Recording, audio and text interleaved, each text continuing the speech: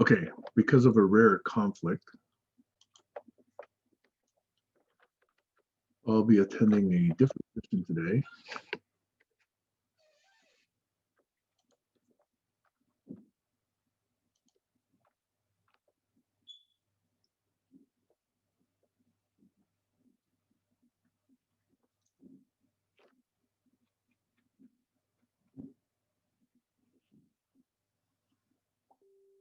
Jaswinder is joining.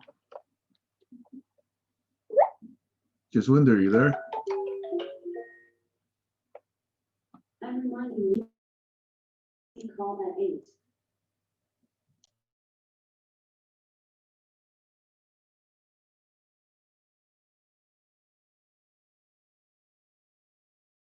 GCC call at 8. Hey, Jaswinder. Here's your reminder. GCC meeting coming up in 5 minutes.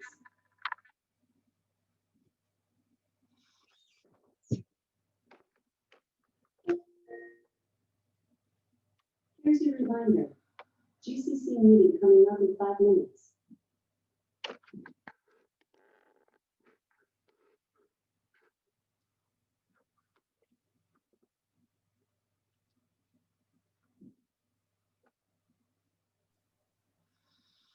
Hello, Sam.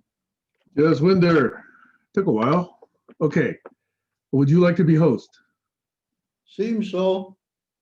Okay, and you can make as many people co-host as you like. All of them. And recording has already been initiated. Okay. So my meeting goes until 2 hours. So if you guys are still going 2+ hours from now, I may join you. Jolly good. Enjoy. Is that mandatory? Do I have to enjoy it? Yes, you must. Thank you. Okay, I will now depart. Bye.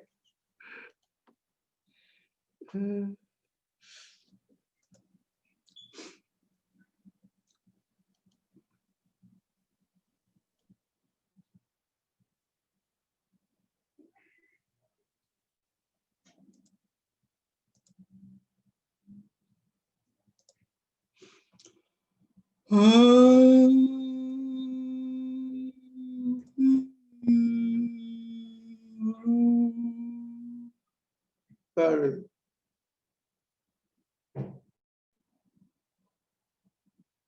You're mute, Barry. Yeah, for some reason or other, I come in muted on this one. I guess maybe that's the way it's set. Then I have It's to in your, remember. yes, it's in your settings. Other Zoom sessions, I don't come in muted. I thought maybe it was that the host of this one has it, so everybody comes in muted. I don't know. The other ones, I don't think it. I don't. How can a man of your standings use words like "I don't know"? I'm If sorry. anybody should know, you should know. I was particularly pleasantly surprised yesterday, when you said you were repairing somebody's laptop or PC, and you changed the power unit, etc., etc. You went up in my estimation immensely. I've been tinkering on technology since I was a kid. I used to go down. Me three. Yeah, I used to fix old appliances. When people would cast off old appliances or whatever, I would take them apart and put them back together. And it didn't matter if I failed because it was already junk. So I used to bring, junk back to life, any kind of technology. And eventually I could do automobiles and engines and radios and televisions and eventually computers. Again? Yes. I will sort it out after the meeting, okay? You sit here and listen to them. No, ask mommy. I'm in a meeting now. So you have to leave me alone for the next couple of hours. Good girl. I was going to say something before I was so rudely interrupted. You weren't. That wasn't rude. That was your child. So I was saying that she happens to have taken more of a liking to me than any of the other children. How many do you have? Say again? How many children do you have? 4 in this house. Oh, and what ages? 1, 3, 7, 8. Oh, wow. So, yeah, I've never sired any children, so I don't have any biological children, but I've worked a lot with other people's children. You said that yesterday, and that is very good too. This is something I advocate that all people should do. At any rate, when my children were growing up, I was on a very low paid occupation, but quite rewarding, and I lived in a government, local government rental estate. And there were children there who were really, really poor. So when I went out with the children, hello, Glenn, and if their bicycle was punctured or whatever, I would help other children as well. Yeah. As well as their parents if possible. And I'm still doing that.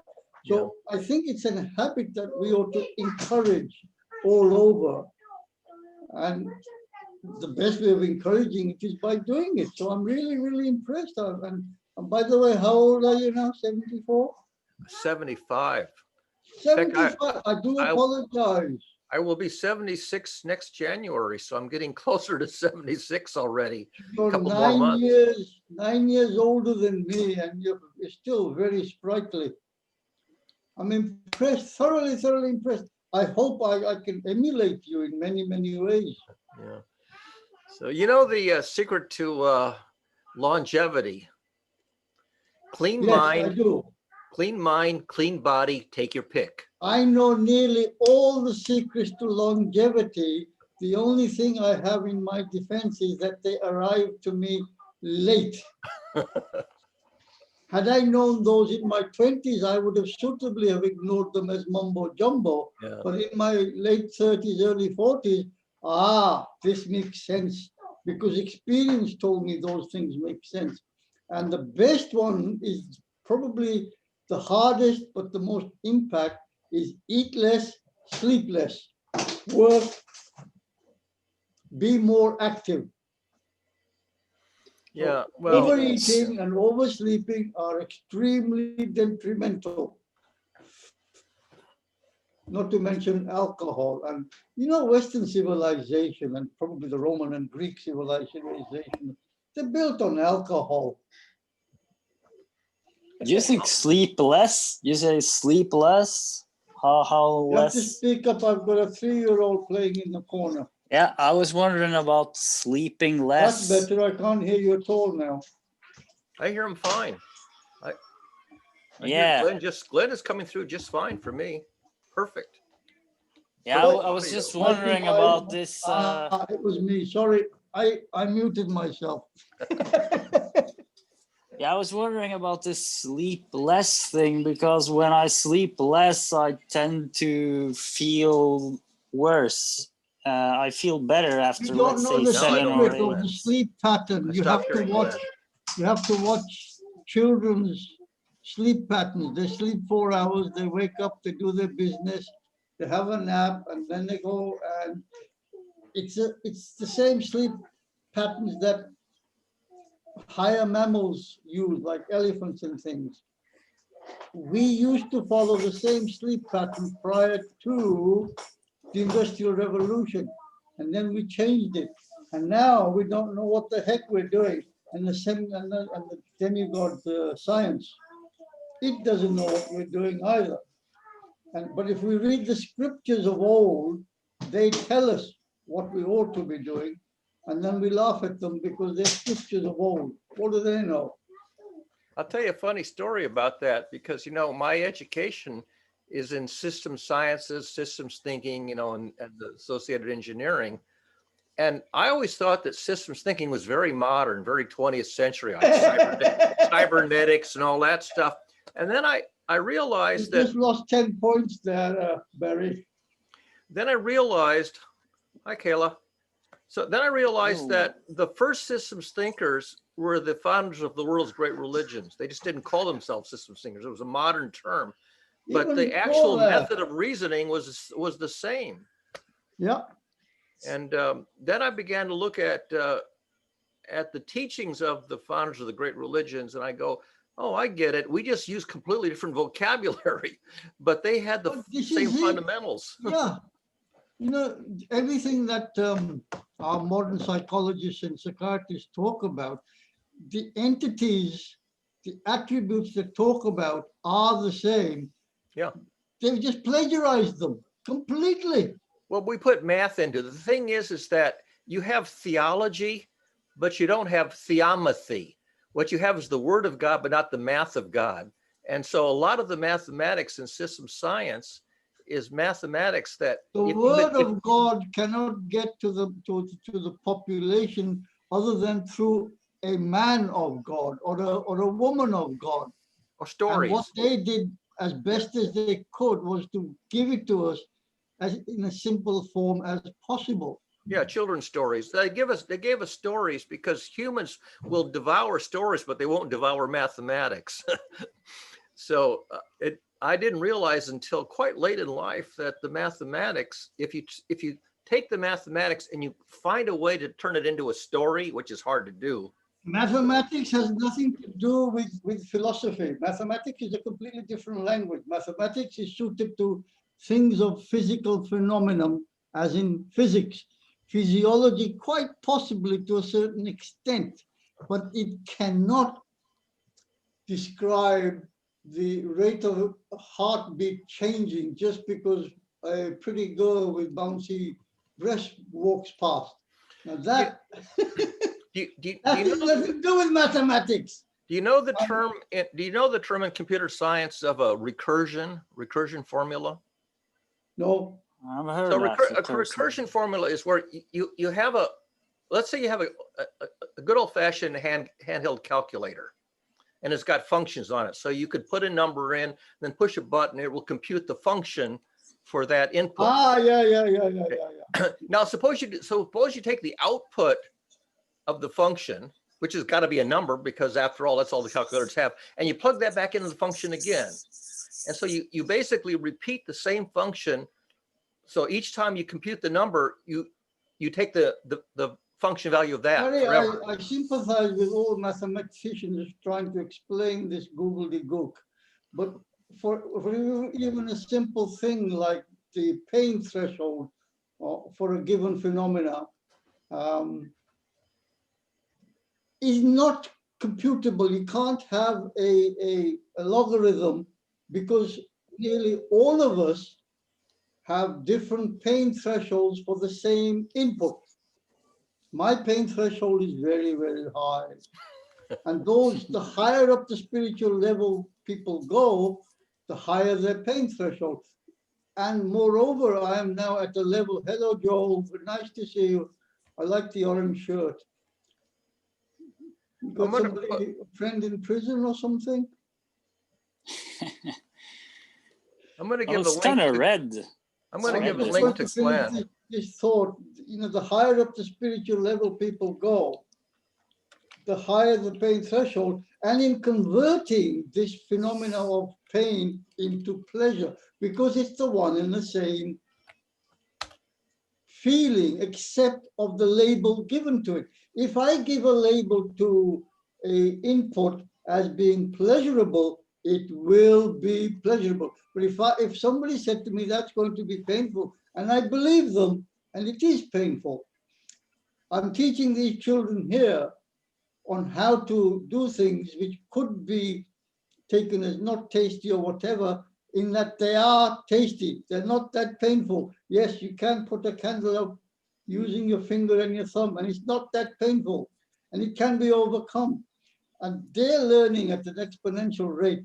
And if more people like me did that, I think we could change the logarithms for education. As I said the other day, probably You mean algorithm for education, not logarithm. The whole caboodle. Mm. They're learning their times tables at primary school. Now they're of a certain standard where I can show them the shortcuts, and the shortcuts are making it easier for them. But not a lot of people know that. I put in a So link. where, yeah, I wonder, what do you think, Barry, where does things like sacred geometry fit into that issue? Would that be an example of mathematics Oh, sure. I mean, related to? sure. Here's the interesting thing. If you get around to programming computers, right down at the fundamental language of computers, starting with languages like Fortran or BASIC and all the way up to higher level languages, a common mistake that you make in computer programming is you write a loop that goes into a tight loop and never gets out. Okay, and that's a recursion loop. So you have a value that you're computing and you put it into a piece of calculation and you keep putting it back in round and round. And if you do it right, it will converge to the value you like. Newton's method for finding the roots of a polynomial was the first really interesting algorithm that did a recursion loop. And you guessed at the root of a polynomial, you put it in, and you got a better estimate. And you keep doing that until it converges to a single value, which is the root. That was, so Newton invents the very first example of a really powerful recursion loop. But recursion loops can do what you want. They can converge to the answer you're looking for. But if you program them wrong, they can march off to infinity, or they can cycle and never converge. So when you have a recursion loop, you have like 4 different possible ways that they can behave, one of which is desirable and the others generally are not. Okay. Now, if you miscode a recursion loop, you just get stuck in a loop that doesn't go anywhere. Okay. And there's an old-fashioned word for that. A recursion loop that doesn't converge is called hell. And one that does converge is called heaven. So the theological concepts of heaven and hell amount to a tamed recursion versus an untamed recursion. You try something, it doesn't work, and so you adjust, and you try something and it gets worse, or it doesn't get better. So if you keep trying little variations over and over again, that's a recursion loop. If you're doing it right, it advances to optimization. And if you do it wrong, it descends to hell. So heaven and hell turn out to be variations of what happens to a recursion loop. So is hell like something that just repeats itself and it never gets to where you want to go. It just goes to hell, literally. It's a recursion loop that goes to hell. I think we're quorate now. Could we have a check-in, please? Oh, sure. By the way, there is no host for this meeting. We're all co-hosts. So Okay. It's a free-for-all as far as I'm concerned. And you can talk about whatever you want to talk about or not, as the case may be. But it's a free-for-all check-in as well. Where is Sam? Sam, I thought he was with you. So Sam's gone off on another meeting for the next 2 hours. Okay. Should we continue the session longer than 2 hours, he may condescend to joining us, or he may not. Okay. I don't know. So I've had my check-in. I've done that already with Barry, and I'm complete. So the order I have on my screen is Barry, Kayla, Joel, Glenn, Reed, Alex, sorry, and Joshua. You decide. Barry, your turn. Me? I didn't hear whose name you said. You have optional check-in. So if we start with you, because you're Okay. the first picture on my screen, top left, Okay. you can So- say yes, no, don't know, or pass it on. Entirely up to you. Actually, I'd rather go last. Kayla, you're next. Sure, I'll check in. It's been 3 weeks since I've been away from social media, and I have to say I really love it. All of the chatter has just left my head. I think my life right now is enough with this guy here and my 2 kids and my other dog. It's just a lot on my plate. But life is beginning to stabilize, and today I look forward to this meeting and doing some yard work and maybe taking the kids out in spite of the, purple level and stay-at-home order. We do have a curfew here now in Southern California where nobody can be out except the essentials from 10 p.m. to 5 a.m., but I don't party anymore, so that's okay with me. Other than that, Well, that's your dog. Yeah, I'm sorry. He's really loud. Okay, that's enough. That's it. They've ended my focus. I love it. Yeah, I can go, or yeah, Joel, go for it. I was just watching something before coming here that took me along the lines of thinking like Jazz was speaking when we first got here. So I'm looking forward to continuing what he was saying, because there's a lot about abstraction that people don't seem to understand causes their emotion. And a lot of what was in that video was all specifically, these groups see something as a problem, it causes them to emote, they then demonize the other group for making them emote. And I just sat there thinking, you're making yourselves emote and blaming the other people that are just existing. So I'm kind of curious as to how Jazz is going to take this forward. I'm done. Yeah, I'll come back to that one.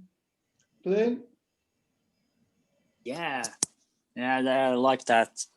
Yeah, I've also pretty much been off social media relatively much for quite a while, and I'm sort of planning to probably do even more of it. It's kind of weird. It's like, I'm in principle, I feel, yeah, I should probably be active there, but then I go in and I don't want to be here. I have an ambivalent relationship to social media, and I enjoy being free from it a lot. So,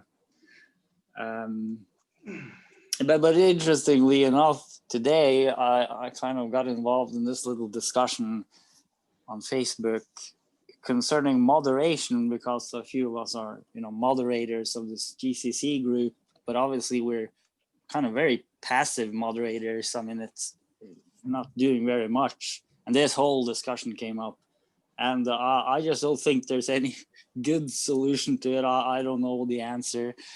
But I'm just mentioning that.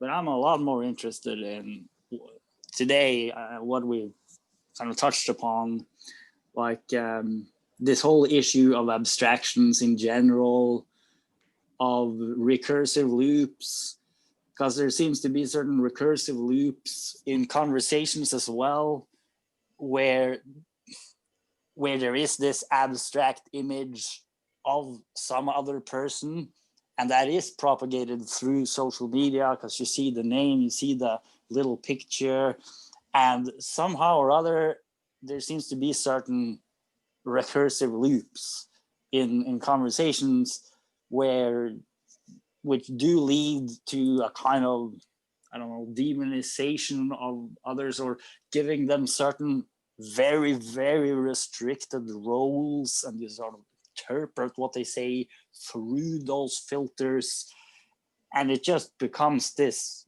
weird thing, which, I wouldn't call it communication. Seems closer to hell. So I'm very interested in this discussion. I mean, about sort of how we relate to abstractions in general, and particularly the abstractions that we associate with other people, and the sort of images we have of persons that we, through those images, it gives a kind of illusion that we know who they are. In many cases, it's even people we've never even met, even less, gotten to know really well. So clearly there's some kind of delusion that happens with these images, and some kind of becoming estranged from reality and disappearing into some kind of fantasy world. Yeah, I'll leave it there, but I love that discussion. Alex? Check, testing audio. Am I coming through? Loud and clear. Yes. Okay. Recursive loops and check-ins and GCC and global bond raising. Recursive loops are important, but there's a chaos theory. You remember the butterfly effect? Yep. The recursive loop might be going round and round and round and round, stuck. Looks like it's stuck on one recursive loop. And then the butterfly will flap its wings. And suddenly it breaks out of the recursive loop and it's spun off somewhere else. It's gone. It's gone on into another trajectory. Does that make sense? You know, there's a guy who was making an effort to strum up some business, Richard Branston, and he was not having much luck. He was selling records out of the back of his car in England when the record companies were opening shops, and he's flogging CDs out of the back of his car and cassette tapes, just music paraphernalia, trying to get a business going and trying to find out how to satisfy customers' needs to grow this business larger. And he kept plodding at it, kept at it bit by bit, chipping away at the block, and eventually he got a break. Something happened. So the butterfly flapped its wings, like he was doing the same thing over and over again and not getting very far. But you know, because he persisted, he kept at it and he persisted because he had a vision. Something deep inside him was telling him to keep forging on and go forward with this idea and to persevere with the setbacks. And eventually he, we all know the story, he became a billionaire and very well regarded with lots of books published. So I think that doing the same thing over and over again and expecting a different result might be the definition of insanity. However, you know, the butterfly effect is there. We've got to think about those recursive loops eventually gathering up energy as they continue. Every cycle might add a little bit of energy, or every cycle might lose a little bit of energy. Something's changing anyway, because they're not always perfectly exactly the same, if that makes any sense. Because, you know, the one loop might be identical to the next loop. However, it's not at the same time. Last one, no, sorry, not last. Least one is Joshua and then Barry.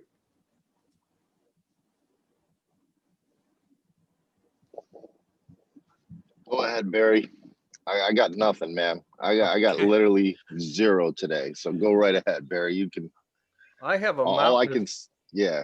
I have Go a ahead. mountain of stuff to talk about these last 2 or 3 items about recursive loops and conversations going to hell in a handbasket, because believe it or not, Jazz, there's an enormously powerful branch of mathematics that covers exactly that dynamic.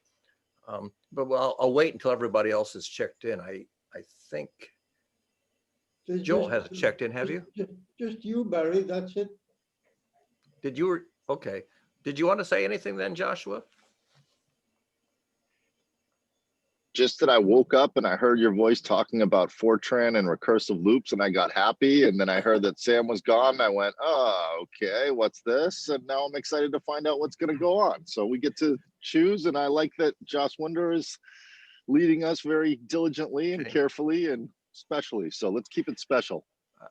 Let me say before I launch into a long-winded thing that if at any point I'm getting over your head or going too long-winded, just give me a sign that you're overloaded and you've had enough and you want to pause, because I can talk faster than people can listen and deeper than people can process. And I need a feedback saying, okay, stop, I need 30 minutes to think about that last sentence. Okay.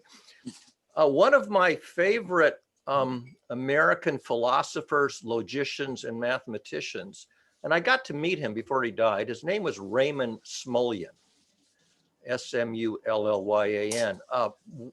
Some people say he's one of the smartest men in America, right up there with Noam Chomsky, except that Smullyan, unlike Noam Chomsky, who was into linguistics and that kind of stuff, Raymond Smullyan specialized in branches of philosophy and logic. And he wrote, he's actually most famous for logic puzzles. He used to write these knights and knaves logic puzzles that were in Omni magazine, like 20 years, 30 years ago. And so he's best known for his knights and knaves logic puzzles. And if you haven't heard of them, you wander into a little place and there's 2 or more characters. And these characters either always tell the truth or they always lie. So the knight always tells the truth and the knave always lies. And they say some things and you have to figure out which one is the knave, which one is the knight, and what's the ground truth. So he has this whole set of logic puzzles where that's the goal. And the simplest versions is just, they always tell a lie or they always tell the truth. And you have to ask them a question such that if you ask a carefully crafted question, you can figure out which one is telling the truth and which one is lying.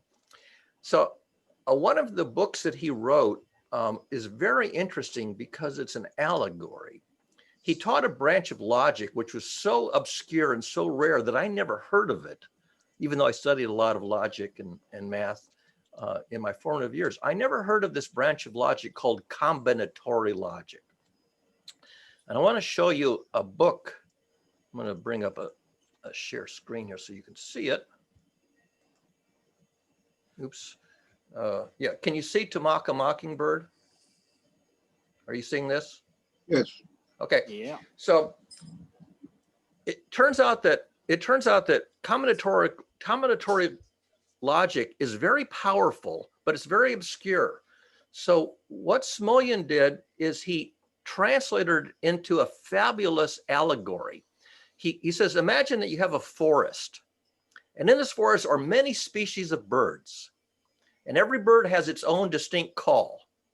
And the way he sets this up is some bird sings its song, its call, and that triggers one other species to sing its call.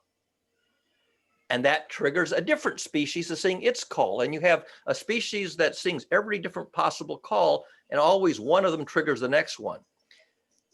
And so if you start at the edge of the forest and you get one bird singing, it will go on down the line all the way to the center of the forest.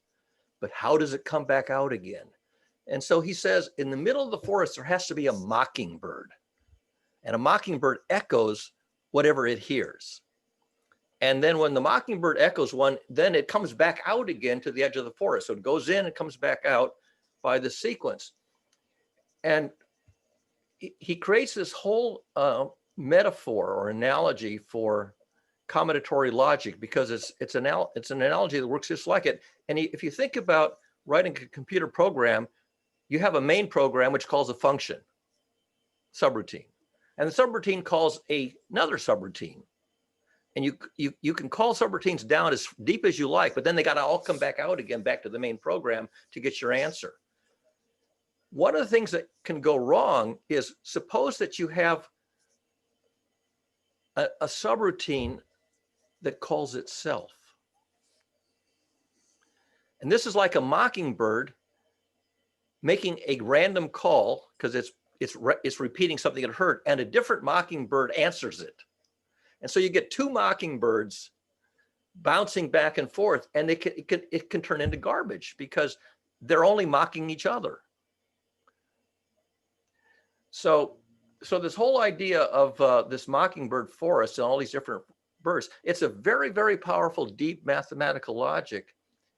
And it also reveals what happens in our conversations. I got to move my screen somewhere I can see it. One person says something and it triggers somebody else. And then that person responds and that triggers somebody else. In fact, I'm going to bring up another little picture that's real easy to see. So find where to put it. Let's see. Where is it? Here. This guy right here. So while he's doing that, Alex, do you want to jump in and make your point? Yeah, there's a situation where a subroutine is calling itself, and it ends up in a loop, Right. looping in the program, and so that's why you have if-then statements to come in and say, if such and such a algorithm is looping, then do this. So we have if-then statements to control your mockingbirds. Over. It has to ground out. So I'm going to show you now a diagram. This is from drama theory. So imagine you have a soap opera with 6 characters, and here I just call the characters A, B, C, D, E, and F. So character A says something or makes a gesture that triggers character D to respond. So character D responds to something from character A, and character D's response triggers character B to say or do something. And character B's behavior now triggers character F. Character F responds, but that triggers character C, who then says or does something that triggers character E, who then says something that triggers character A again. So it has to close because you have a finite number of characters in a soap opera. And if you want to have continuity so that the conversation soap opera just doesn't suddenly stop, this has to close on itself. Every character triggers a different character, and eventually it has to come back around in any random order, but it loops. And I call this diagram a vexagon diagram because what keeps this loop going forever in a drama, like a soap opera, is that each character has desires and dreads. So if character A says something about, I want some object of desire, that may alarm this character here. So this character responds kind of in an antagonistic way. But it doesn't necessarily bother A, it has to bother somebody else. So this is driven by the fears, the desires and dreads of the characters, and they have to be carefully balanced. Otherwise you don't have a drama. There's a book by Tom Clancy, the spy novelist, called The Sum of All Fears. I don't know if you've ever seen that book title, Sum of All Fears by Tom Clancy. And Shakespeare wrote tragedies and comedies, and one of them is called Much Ado About Nothing. Much Ado About Nothing. So I took those two ideas, the Sum of All Fears and Much Ado About Nothing, and I said, in order for this drama to maintain net balance, so it keeps going forever and ever, not forever and ever, but long enough,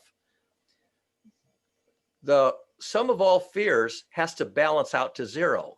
If it doesn't balance out, it's lopsided. And one person, like me maybe, dominates the whole thing and nobody else responds.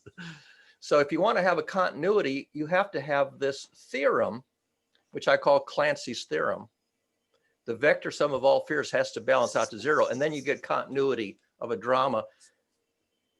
This is one of these examples of mathematics that sort of define how you get stories, character-driven stories. I'll stop there and see if anybody wants to. I have a question. Should I leave this up? Should I leave this up or take it down? Sorry. I have a question for you it's related to this. Hello. Who let you in? Somebody must have let you in. Hi, Sam. You're here. We didn't think you were going to be here.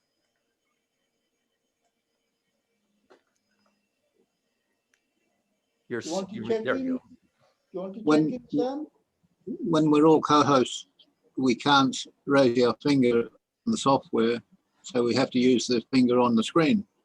And if you're sharing your screen, we can't see who's raising their hand. We're blind. We're totally blind. Yeah, I get a little strip. You know, we're all. You get a strip. I get a little strip on a different monitor, so I gotta. We get actors, when we're entertaining, we're using an instrument, or we're an orator, we're using the voice to read a poem or recite something to an audience, because we're entertaining them, keeping them occupied. We're not tutoring them, not teaching, just entertaining. So you're part of a performance, and that opera, Much Ado About Nothing, was Shakespeare, wasn't it? And if you're working on something like a format to entertain people, then you've got to be the person who's conducting the orchestra. You know, you've got the baton, and the people in the play are the people in the room. All of you here that are with us tonight are in the room this morning in your case. So, Okay, I have a question for Barry, Okay. as Barry hasn't been in this group for long. Do you have any, what are your thoughts on there being a God type of creature, entity, A deity? a deity? Sure. Let's see if I can keep this brief without going into a long-winded thing. So if you're an actor in the community, you could be an actor whose behavior is benevolent and beneficial, that makes things better. It minimizes suffering and maximizes pleasure and positive outcomes.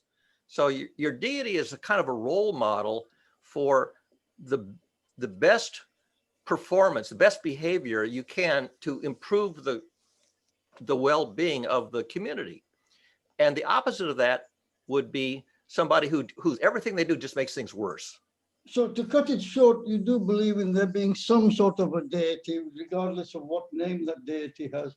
Some call it God, some call it Ram, some call it whatever they want to call it. And some say it's the universe or it's the consciousness. Now, we were talking about extracting information, and so far as I can see in my limited cognition, is that everything that is currently on display is extraction of knowledge, and it's being presented to us in various forms, be it entertainment, dramatic, or whatever. The original actions that took place to bring that about were all highly repetitive. And at the base of our existence, all actions are highly repetitive.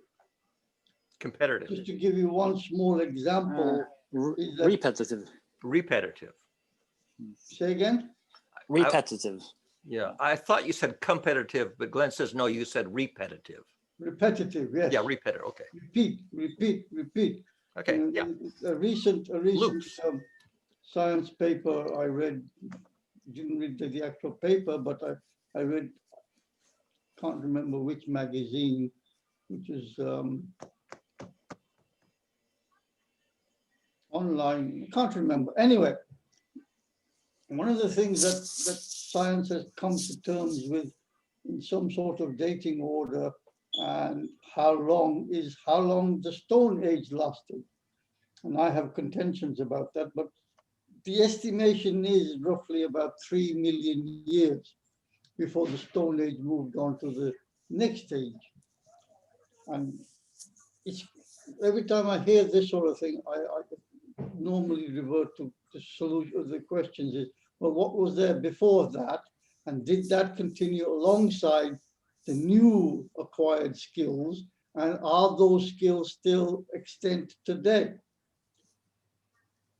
Right. So when we talk about extraction and representing it as in plays by the bard or anybody else, and for that matter, people in religions who extract information and present it so that people can gain from that knowledge and make better decisions, it seems to me, personally speaking, that that is the God that came about. So when people say to me, God is man-made, I tend to agree to a very large extent, except that there are still some questions which that scenario does not answer. So yes, that brings me to the one of the things that I wanted to talk to you about at some time is consciousness and the development of consciousness, which is more important than talking about consciousness in itself. So yes, coming back to extraction of information from observation is probably the most important thing there is. And it has to be, I see one finger wagging. We can talk about that. And the presentation of that extraction must be in a fashion that almost everybody understands it, even if they disagree. And disagreement will occur. And these disagreements are part and parcel of our ongoing contentions. So when we talk about hell and heaven, they are non-existent entities. They're just disagreements as to what should and should not be. So if your part of hell is that you're going to put a punishment forward, that is extremely painful. Yes, that's hell.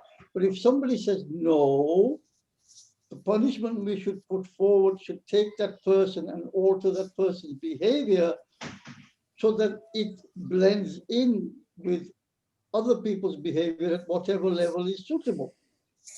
Because all societies have groups at some level or other, and there's no doubt in my mind that that is the right recourse, except that it doesn't make money, it's long-term, and it's time-consuming for whoever takes responsibility for that, and the responsibility really is for the whole group. Now, basing assumptions like that from observations, we have societies that have grown up. Some societies have the presentation in very long stories. Stories were a good way of exchanging information. I'm of the opinion today, and I'm not the only one, that we no longer have to have those long stories. They can be shortened, they can be prescient, they can be even one-liners, they can even be quotes, but the whole picture must be available as well. Did you want to talk to me? Now sit down, I won't be a moment, I'll just finish this sentence. And if the whole picture is still not available, even when it's shortened versions, then we start getting into these contentions again. And that does cause problems. You know, when one side of, for argument's sake, when one side presents that a communist existence is better than a capital existence, then we're bound to run the two programs together in conjunction with a lot of other programs to see which one actually wins.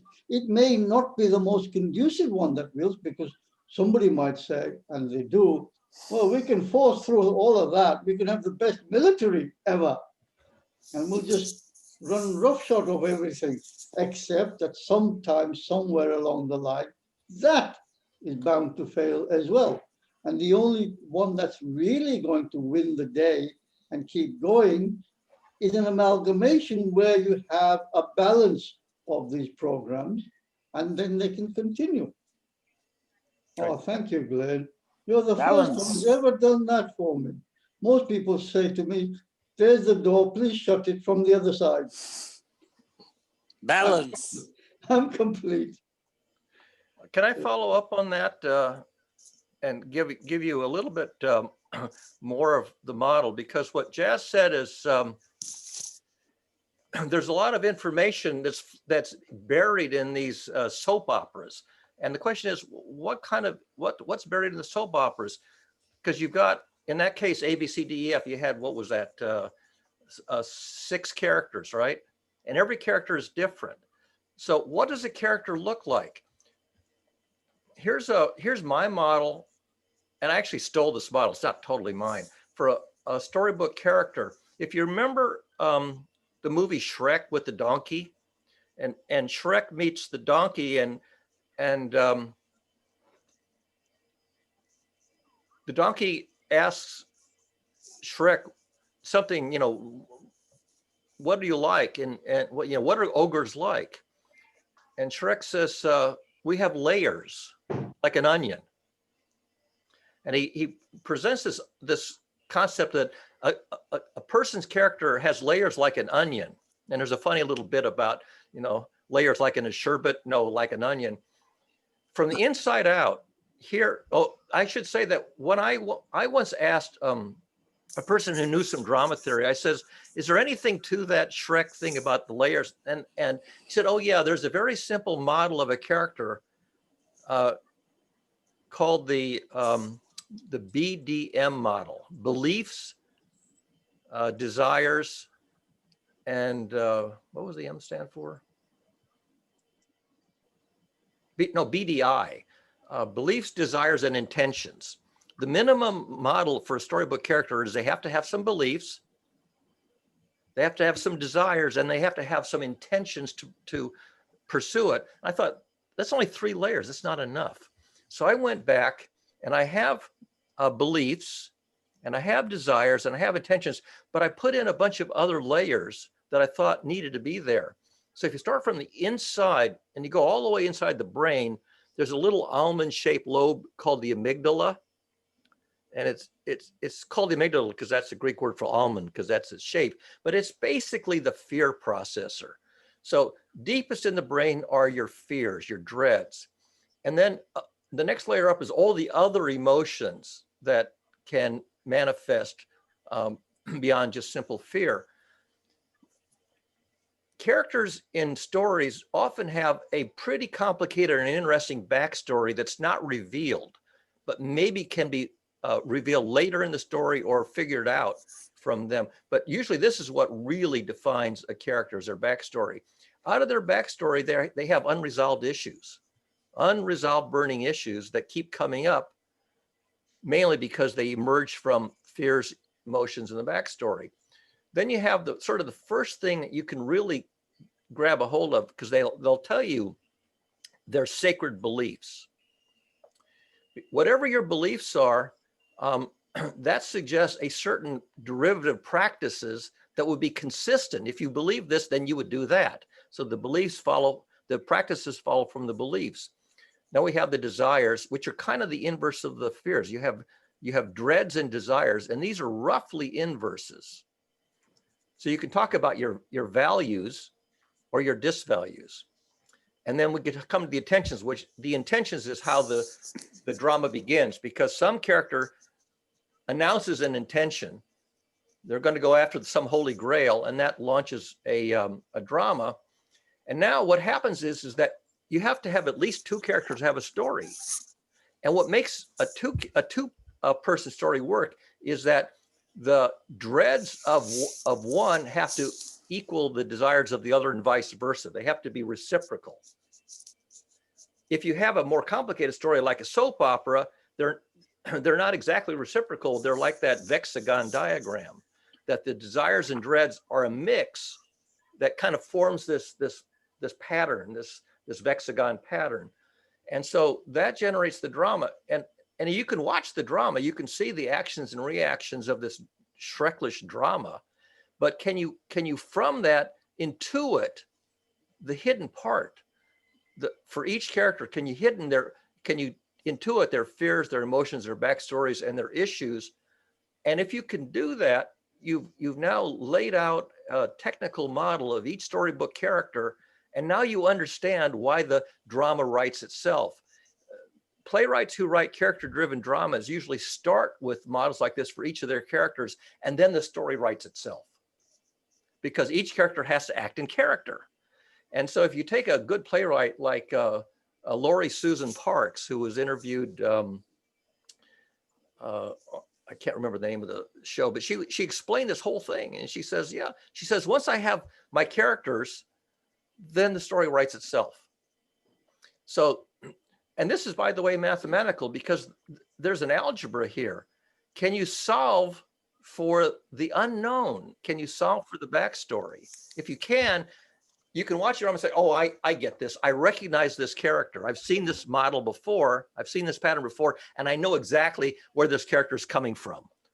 When you say to somebody, where the hell are you coming from? You really mean, tell me your deepest fears that you haven't disclosed and the other emotions around them, and really tell me your backstory. Or else I will guess it. And of course, you generally guess it wrong because there's a lot of backstories.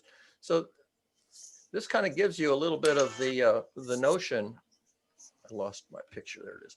So this gives you a little bit of the notion of how you can take these social networks where you have lots and lots of characters with their own idiosyncratic character models, and you throw them into the milieu, and you get a soap opera, most of which is baloney. You get a lot of nonsense. And if you could solve for all those missing pieces of each character, you could then think, how should I respond to this character so I don't end up going to hell?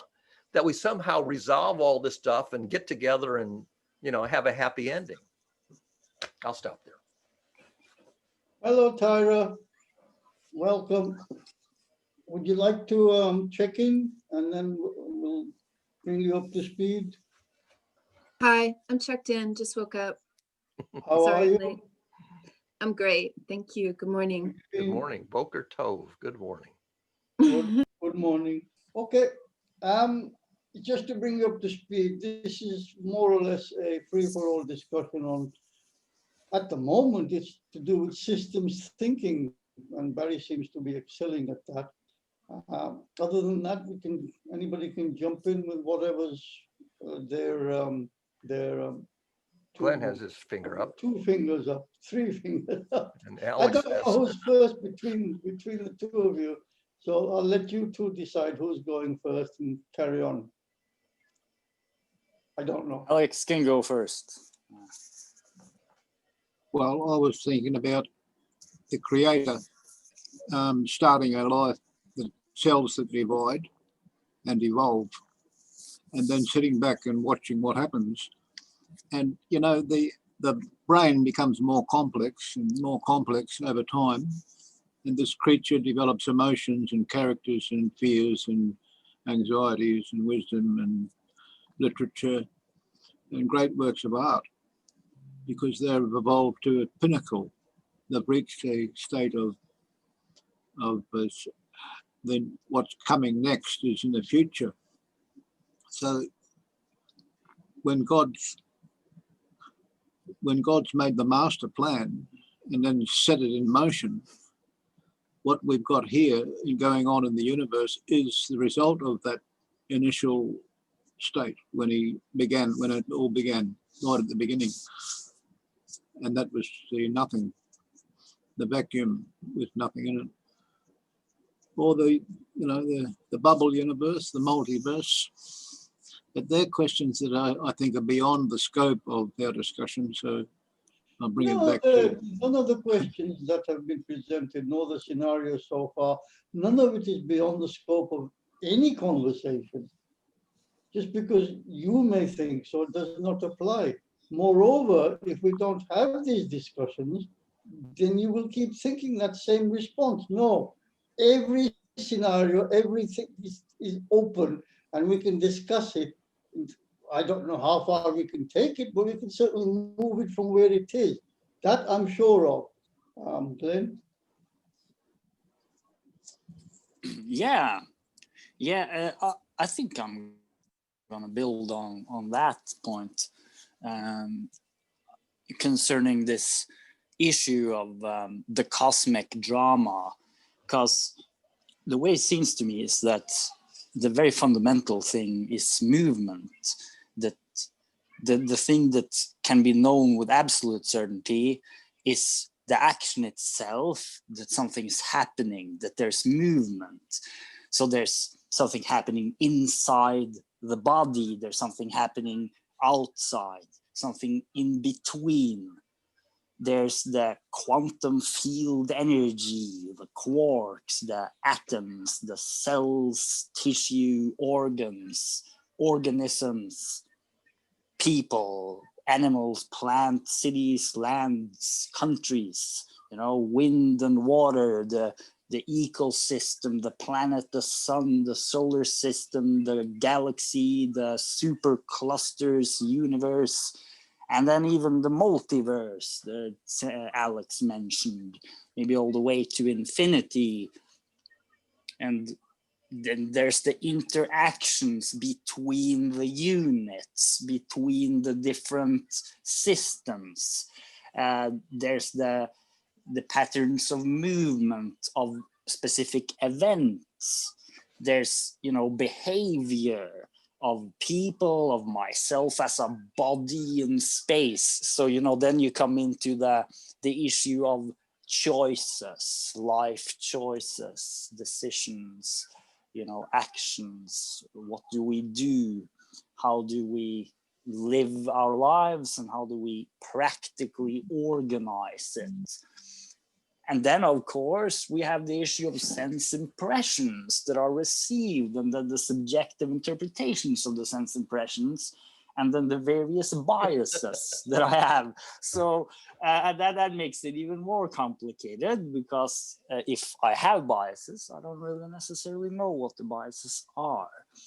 And then, of course, there's the deeper levels inside, the inner experiences, the subconscious levels. And then there's the conversations, the signal transmissions, the meetings, the exchanges, the sharing and receiving, and signals and dialectics. And then there's the machines, the machines of light and sound. So the point I guess I'm getting to, I should also mention music, vibration, the aesthetics, the art, the colors.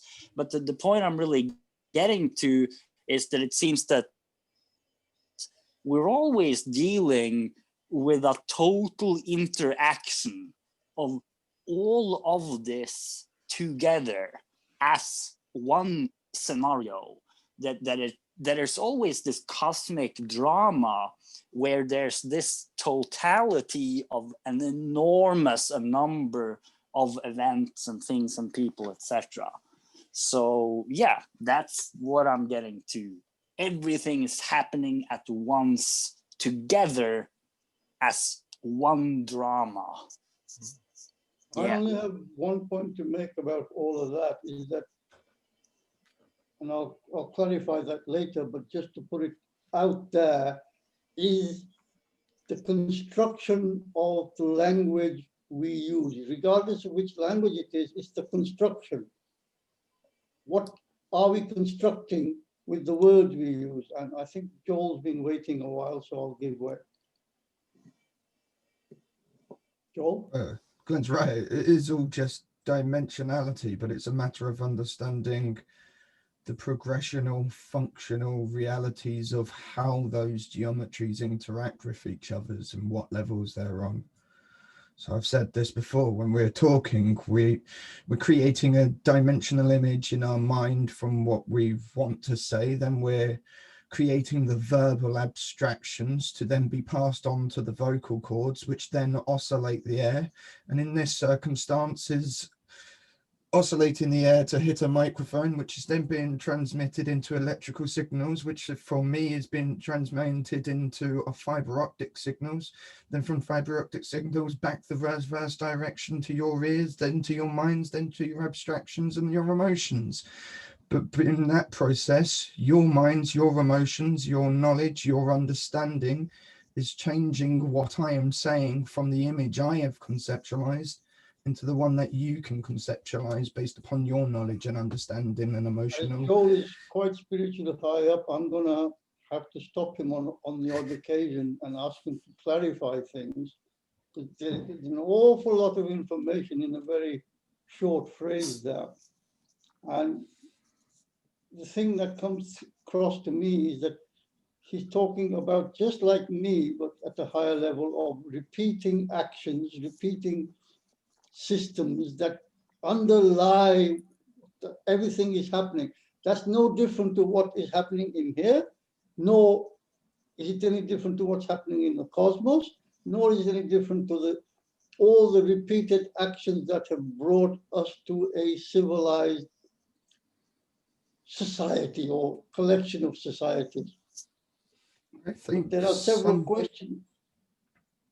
Okay, I'll give way to Barry because I don't want to be dominating the program. One of the things that annoys people about me is that I reduce everything to a model. So I'm going to do that again. And Jazz asked about deities, and Joel was talking about processes in the cosmos that sort of filter out and come back. Finished. And I'll just show you I'll make sure I get the right one here. I think it's, Hey, so we're not recursively looping. Joel just said I didn't finish. He's not finished. I just want to make sure everyone Yeah, heard that. I think Joel had a little more. Yeah, let me stop. Joel had a little more, I think. So we talked about abstracting. Well, that's one function that the mind can do using its dimensional capacity. But you can go beyond the abstraction to understand fully the dimensional. So when you abstract an apple, most people would see the surface image of an apple based upon your eyes. But then you can add the taste, the texture, the fact that it was grown from a tree, the process it was grown from a tree. That's all the dimensional truth of what made the apple what it was.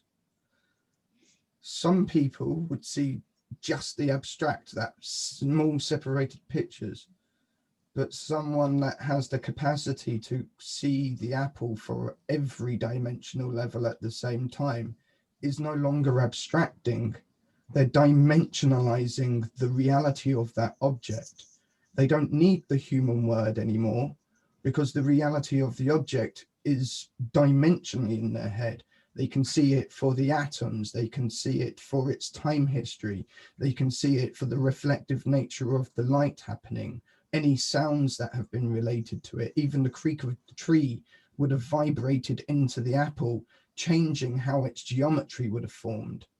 Every single level of dimensional interaction can be visualized at the same time, removing the human need for abstraction, seeing that emotions are also just interactive things that I've dimensional truth. They are chemicals released into our body by our abstract mind. So when you start to see all of that fundamentally for just geometry, you can see how the geometry themselves, in effect, multi-dimensional numbers are interacting with other dimensional numbers. So one is vibrating and over here is 3, but because they're both vibrating, their interactions to each other will be dependent upon their own nature as well as the nature of the other. That is everything.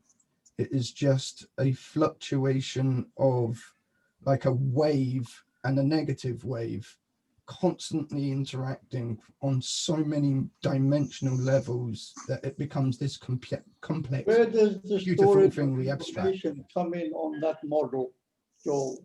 The abstracted levels, seeing things in the Can't separated abstract pictures. something if it hasn't come into existence.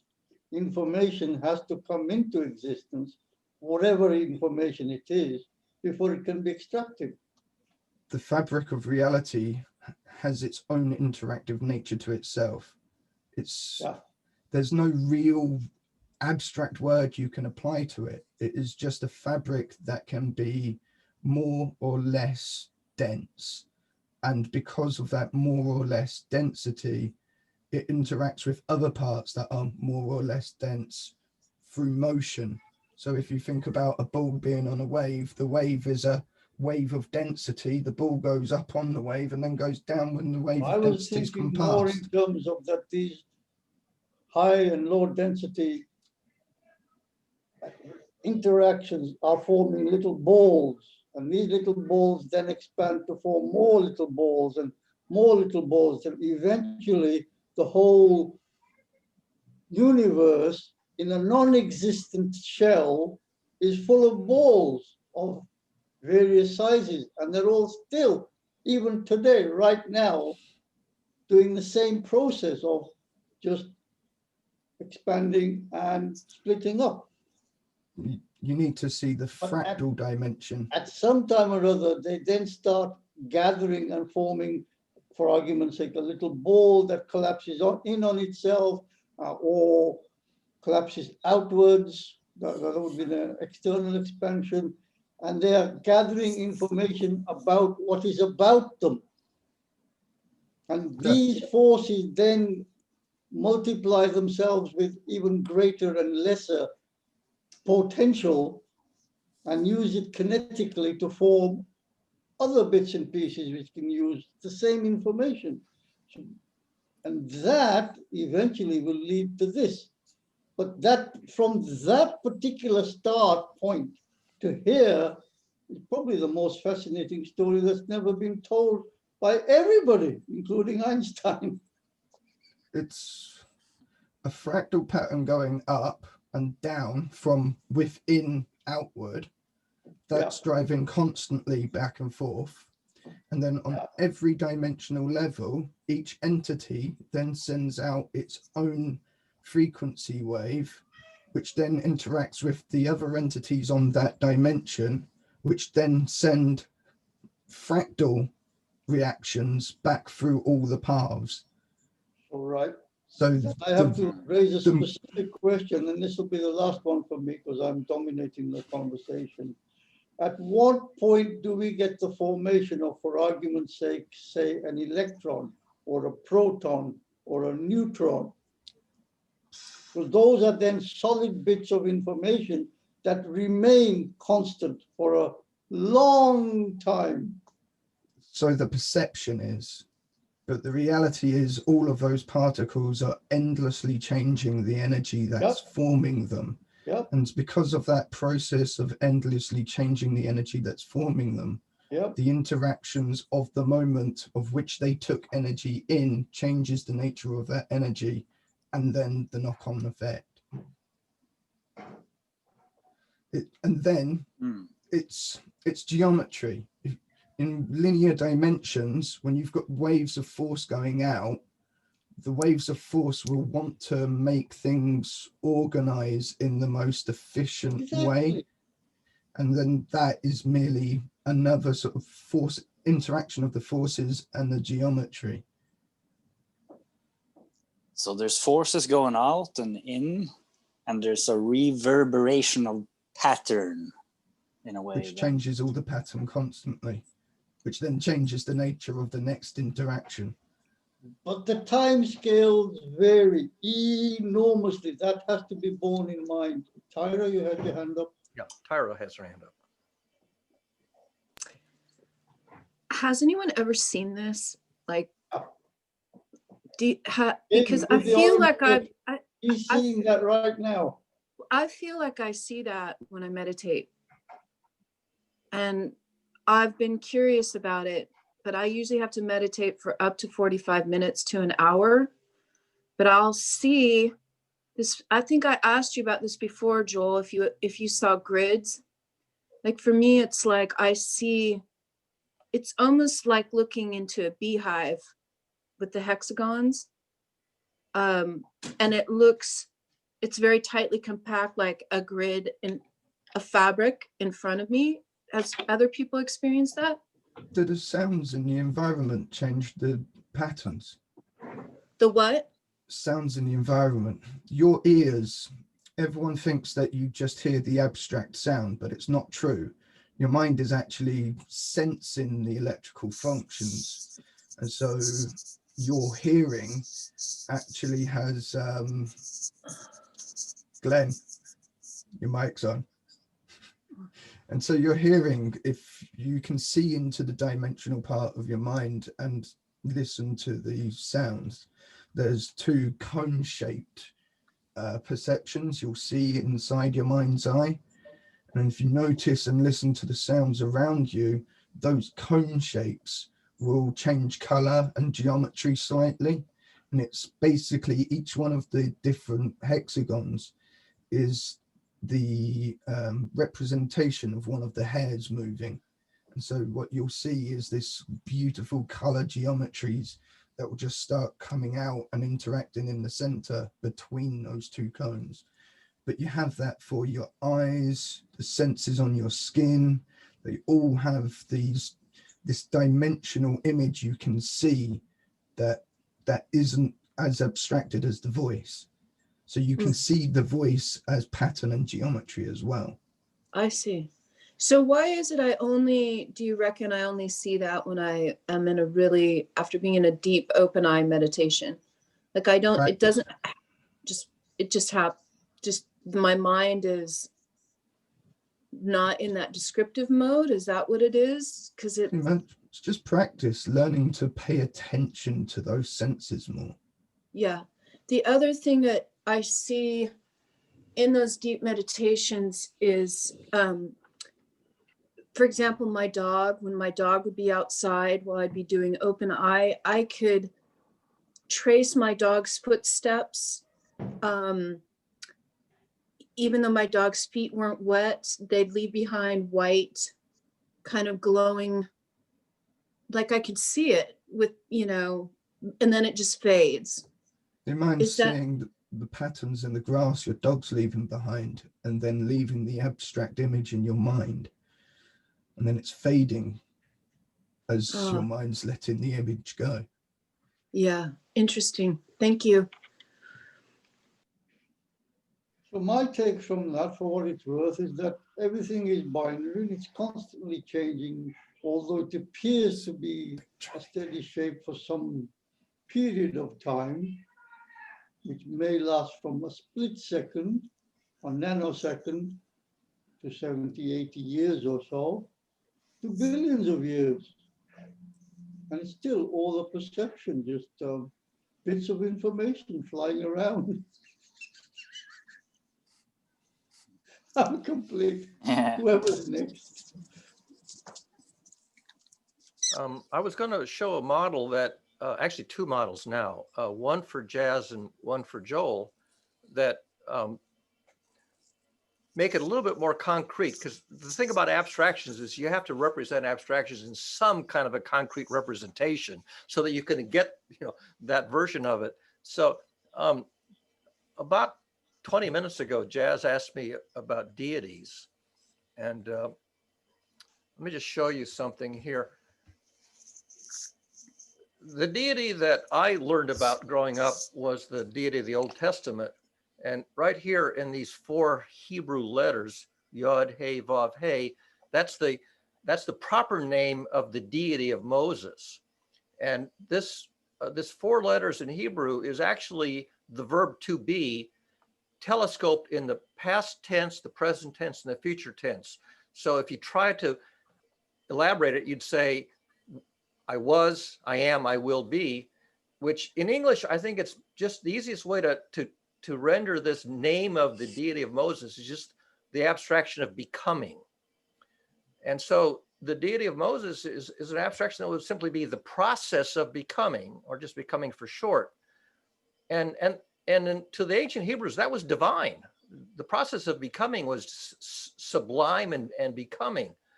And how can you not believe in becoming? I mean, it would be unbecoming not to believe in becoming. It's an awesome.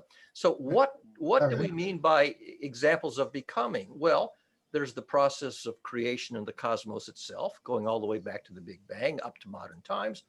We have the process of evolution in the biosphere of living systems. We have the process of enlightenment. In the noosphere is sort of the sphere of ideas and thinking. So you have the process of enlightenment. And actually in Buddhism, this is the deity, is the process of enlightenment. For me, the discovery learning process in the brain and the mind, being an educator, this is a fabulous example of becoming. Then in the arts, you have the creative process in the arts, again, becoming. Here I am an engineer, a problem-solving process in engineering, okay? You have this one, I think Tara will appreciate, the peace process in human culture, peacemaking. Again, the nurturing process in relationships, whether it's nurturing a child or nurturing a loved one that's not your own child. Then the healing process in the human spirit, again, example of the process of becoming. And at the bottom of the list, I put the process of falling in love with life and with people. Those are all kind of examples of the phenomenon, the process, and the spirit of becoming, and that's pretty divine. Getting back to this item of pain that Jazz talked about, John Lennon says that God is a concept by which we measure our pain. So, and also one more idea is this meta concept, becoming aware of this process of becoming aware. So we're in the process of becoming aware, and metacognition is not only am I in the process, but I understand that I'm in the process, and I'm thinking about the process itself, and I'm managing the process. So this is sort of how you, at least how I decompose this concept of a deity. I'll stop there because I have one more model for Joel, but I'll stop here and come back to that one later. That was awesome, Barry. Thank you. Really awesome. That's a blog post that I put up. I forget the date on it, but whatever it was, it's a blog post. The other thing I wanted to talk about was this thing of one phenomenon inducing a reactionary phenomenon, and you kind of get a ping pong between them. The one example that blows me away. So here we are looking at each other over Zoom, and we can do this because we have light. I have a light coming in the window, and it's going into the camera and being transmitted over the internet, and then producing a moving picture on your screen on the other end. One of the things that every child has played with is a magnet. You know, if you take a bar magnet, you can feel there's a force between, if you put the two ends of two magnets together, you can actually feel a force, okay? And also, if you take a balloon and you rub it, you know, on your sweater, you can feel static electricity. And so people knew about static electricity. If you take a piece of amber, a dried tree sap, and you rub it on wool, you get static electricity. In fact, the word electron is the Greek word for amber, the dried tree sap. That's where we get the word electron from. And electron has static electricity, okay? So for the longest time, people understood this phenomenon of static electricity, and they understood this phenomenon of magnetism because you could find natural magnets, you know, ferromagnetic materials. But in the early 1800s, a man named Maxwell, James Clerk Maxwell, with the help of another guy named Faraday, realized that these were not two independent things, but they were connected in a very subtle and powerful way. What Faraday found is that if you have a static electric field that's just static, doesn't change in time or space, then you don't see any magnetism. But if you have a static field that's either moving in space or fluctuating in intensity, then it generates a magnetic field. A changing electric field produces Gravity. a magnetic field, and a changing magnetic field produces an electric field. So they play with each other. And what Maxwell worked out with his equations is if you have an electric field that's changing in a certain sinusoidal way, it will generate a magnetic field that's oscillating at the same frequency at right angles to it. And these can feed back to each other, provided this whole thing is moving at the speed of light. So a photon of light is an oscillating electric field producing an oscillating magnetic field that's exactly equal and opposite, and the whole package is moving. That's really powerful. That's your first powerful example, and it's boiled down to four differential equations of Maxwell. But now, if you take that concept that flows and fluctuations in one kind of substance can generate fluctuations and flows in another one. Where's my image? I lost it here. Let's see. Which one is it? Oh, it's here. That's so damn many tabs. Scroll down. It's like a tuning fork can make our eardrum move. Yeah. So, yeah, here it is. So let me bring this up. So back to screen sharing. Yeah, that's a reverberation of pattern again, right? Now, one kind of flows and fluctuations you can think of as the ordinary material economy. You give somebody a little piece of green paper and they give you a product or a service. And there's an economy, which is, what is an economy? It's a flow of something, and something flows back. Money flows this way and products or service flow back. But what's interesting is that if you have any one economy, like the material economy, it doesn't stand all by itself. There's also an information and attention economy. And what's interesting is that flows and fluctuations in the material economy induce fluctuations and flows in adjacent economies. But fluctuations and flows in the information and attention economies induce fluctuations and flows in a neighboring economy, the entertainment and drama economies, which in turn induce activities in the emotions and learning economy, which in turn induces activity in the spiritual economy. So you have the material economy on one end and the spiritual economy on the other, and the activities and fluctuations and flows induce behavior in all these economies on down the line, just like a slinky. If you start with a slinky on one end and you jiggle it, it flows down to the other end. And so you can think of one end of this slinky as the material economy, the other end is the spiritual, and all those other ones in between. And the induction of energy down this pipeline is exactly mathematically the same as Maxwell's equation says that static electricity makes magnetism, and magnetism makes static electricity. And if the two are fluctuating, you get light, which travels in space. So this particular model, I stole this model from Maxwell. Maxwell just had changing electric fields makes changing magnetic fields and vice versa. And I said, okay, that's like two different things inducing each other. Let me just borrow that mathematics and do it for multiple interlinked economies. You see, stealing mathematical models from the guys who had it, the deepest, most profound ones in the first place. That's actually a very good model. Yeah, it makes it easier to relate to. I mean, it's pretty easy to relate to those interlinked economies that you mentioned there. I like the slinky model there because I can add that into what I was just saying a moment ago. Right. If you imagine what I was saying about the particles as being different slinkies, right, but coiled ones, and each coil is connected to the coils of other slinkies, and then they're all up and downing.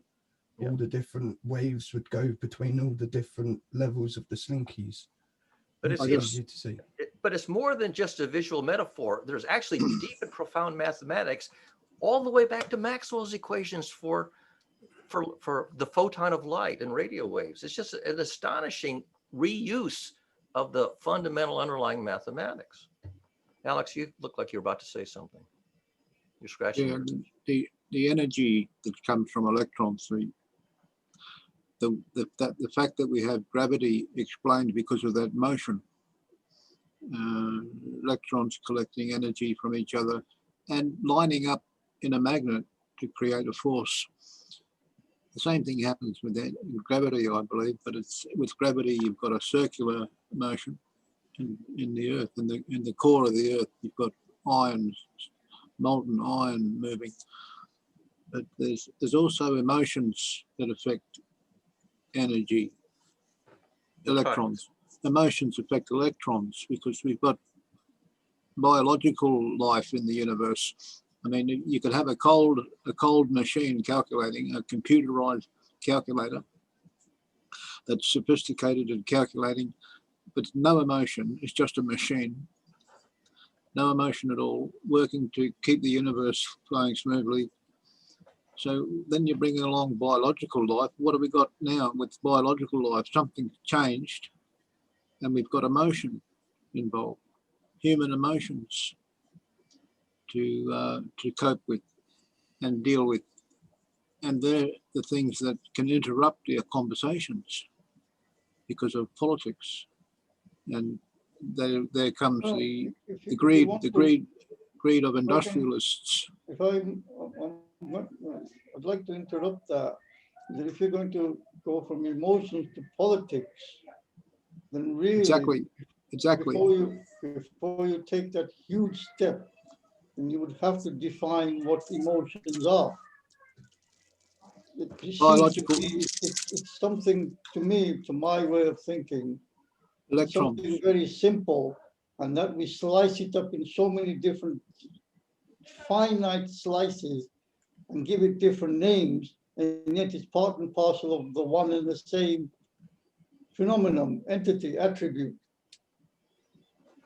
And Yeah, anger, because we this. manifest anger, or we can manifest something called a loving feeling, the part and parcel of the sameness. You got to have emotions. You got to have organic, biological life. All those things that you mentioned that you've got to have, it's biological, it's organic, and all that. Those are man-made definitions that exist independently. Well, the And we've biological. given those items What I was saying. and attributes names that do not conform to the definitions given to them. As to go back to what was said earlier, which is that every form that exists is ever changing. And that includes the evolution of these phenomena that you call anger or love or whatever. Even our understanding, which has already been demonstrated as changing. Is that the end of your interruption? It's not an interruption. It's asking for your clarification of what you mean by emotions. Interjection. Well, I started off with the explanation. I started off with saying that the cold. Have that let me finish. The cold universe, the cold steel of a computer, without any biological life, without any emotion, is like the universe without any people. You've got to have organic, you've got to have biological cells, people. That's what we call life. And then you've changed the situation, because before you had cold steel machines that were thinking. They didn't have emotion. But we're still moving electrons around, so it's still all energy. It's just that we're affecting it with our emotions, and we're part of the play that unfolds in this cosmic universe. And I have a chart for that one too, if you're ready for another one. Yeah. A lot of the Eastern religions have charts for that too. Actually, Kayla has seen this one maybe 3 or 4 weeks ago. Let's get the right one here. Remember I talked about the emotions and learning economy? If you think of a learning curve, people often draw learning curves just gradually rising and flattening out, but always ascending. But that's not right, because we don't learn error-free. We get within our correct knowledge, we have some beliefs which we're not sure about, and also some misconceptions that get mixed in. So an actual learning curve has wiggles in it, because some of the stuff that we think is correct, we discover is not, and then we have to discard the misconceptions. And then we replace that by a better, more accurate model. It may still have some misconceptions in it. So a learning curve isn't monotonic, always ascending, it wiggles. And as soon as you say, well, real learning curves have wiggles in them, the question is, well, then what the hell are the wiggles? How do the wiggles show up? And the answer is, they show up as emotions. When it's curving downward like this, concave, your emotions go negative. And when it's curving up like this, convex, your emotions go positive. So emotions are the derivative, in the mathematics, the derivative of the slope. The slope is learning, learning and unlearning, learning and unlearning, learning and unlearning. So the slope of the curve is learning, and the second derivative, the curvature, is emotions. They arise because our learning isn't linear, and it isn't monotonic, it wiggles. So even though we think of emotions as nothing to do with mathematics, oh yes, they do. They're the second derivative. You haven't defined emotions. What do you mean by emotions, apart from, say, anger, fear, loving. I mean, those are only 3. And there are people who have umpteen emotions. Here's 7 axes of emotions associated just with learning. There's anxiety versus confidence and everything in between. Anxiety to me comes in towards the fear end. There's something causing you to be agitated. You're not getting something you want. Terror Confidence versus is enchantment. the ability or the feeling that can be generated. Yeah, I can have that, whatever that is. And we can put in so we can find where we fill in the intermediates here. Yeah, here. So those 7 axes, you can find dictionary words for extremes and sort of, you know, intermediate values. So the anxiety confidence axis, you can have anxiety, worry, discomfort, comfort, hopeful, confident. Each of these axes where I gave you an extreme, you can put in intermediate values. And these emotions are in play in a learning journey for sure. So basically, then we're looking at something that's linear, and if we put on that on the right-hand side, as it is on the green side, we put in the word love, and on the negative side, we put in the word fear, and we have emotions defined. And Right. in between, we can slice it up and dice it and package it in innumerable ways. But it's to my mind that this can be confined to a very narrow band. I'm completely. If you want to do just fear, you can go all the way from terror to awe. That's your fear axis. So but- Barry, are you saying that emotions are kind of like wave patterns, where the positive emotions are an increasing wave pattern, the negative is a decreasing wave pattern in a sense? Yeah. So imagine that you're building a mental model, and your mental model is inchoate. It's incomplete, and it's got some misconceptions built into it. But whatever your mental model is, it helps you anticipate what's going to happen, so you can make predictions and have expectations and anticipations based on your mental model. But to the extent that your mental model has bugs in it, the predictions will be in error. And in reality will smack you in the face and you go, oh, I thought the Burger King was this way. It's not there anymore. No, because your mental map had a bug in it. So whenever you have errors in your beliefs or your working knowledge, you become disappointed because your mental model isn't giving you correct predictions. And so you have some kind of unhappiness. Disappointment, confusion. Is only as reliable as the input. So if my interpretation of the input is incorrect, if I misread it, then that will cause me some delay in achieving the desired result. Right. So the delay is that you have to throw away the misinformation that you absorbed, unfortunately, and replace the misinformation with better information, which makes fewer errors. But it's still not perfect. I would like to interject here on is that the troughs you've got there can also be the time required to absorb and store the information, which bits of that information is important enough to be at the forefront, which Right. in the middle and which at the back. So the aligning of the information is very important. When I'm like Tyra at times in a meditative stance, I can feel this happening in my tiny little. Sure.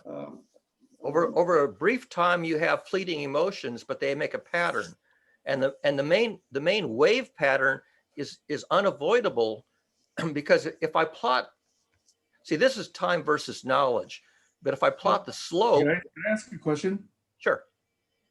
Josh has had his hand up for a while, and I've got my hand up as well. All right, then let me stop sharing and let other people have the floor for the next half an hour or so.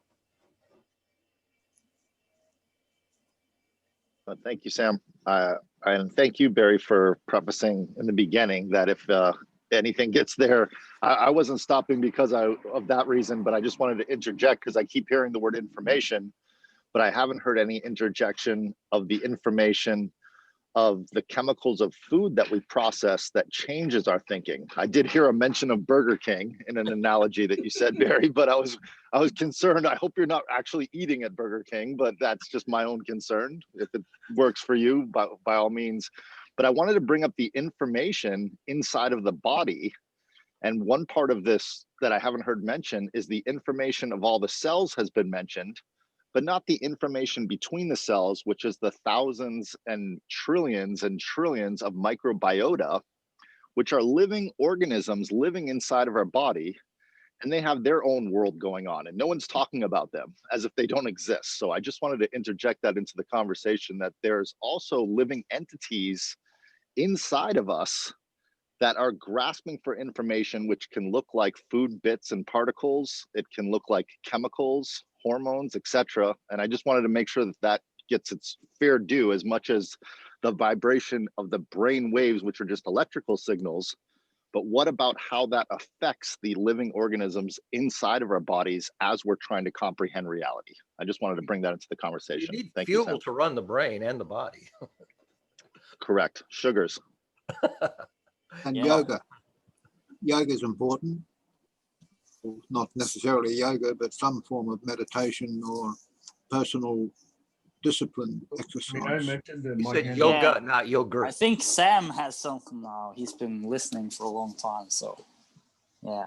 So I've been having trouble following. So I was wondering if someone could resurrect for me or reconstruct for me what the conversation arc is from the beginning to this point, and what the major themes or nodes of whatever conversation could be, and perhaps even how that connects back into barn raising and GCC.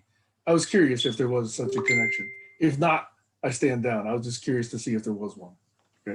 Can I try briefly?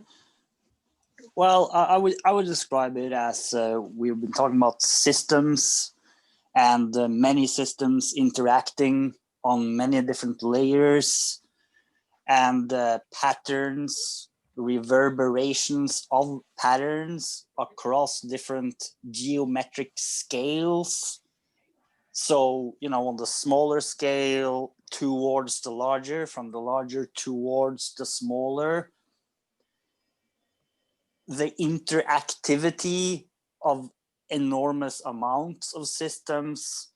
So, I mean, it's obviously an incredibly vast subject, but that seems to be a few of the lines that go through it. I like this expression, reverberation of pattern, because it's, we're talking about something that's in movement, and we're talking about certain structures that exist on some levels, and then they repeat themselves on other levels. So, I mean, we could use the example of simply thinking as one pattern between the neurons in the brain, which give rise to models and representations and ideas. They have a connection to events that happen outside, to patterns and regularities in the world. They can be relatively similar, relatively incomplete. They can be good enough to be useful, so on and so on. So that's obviously where, thinking and its relation to behavior and relation to action comes in. But I mean, obviously this with patterns that, replicate and reverberate on different scales seems to be one way of connecting it all. Yeah. Well, I would love to hear what you think, Sam, since you've been listening in.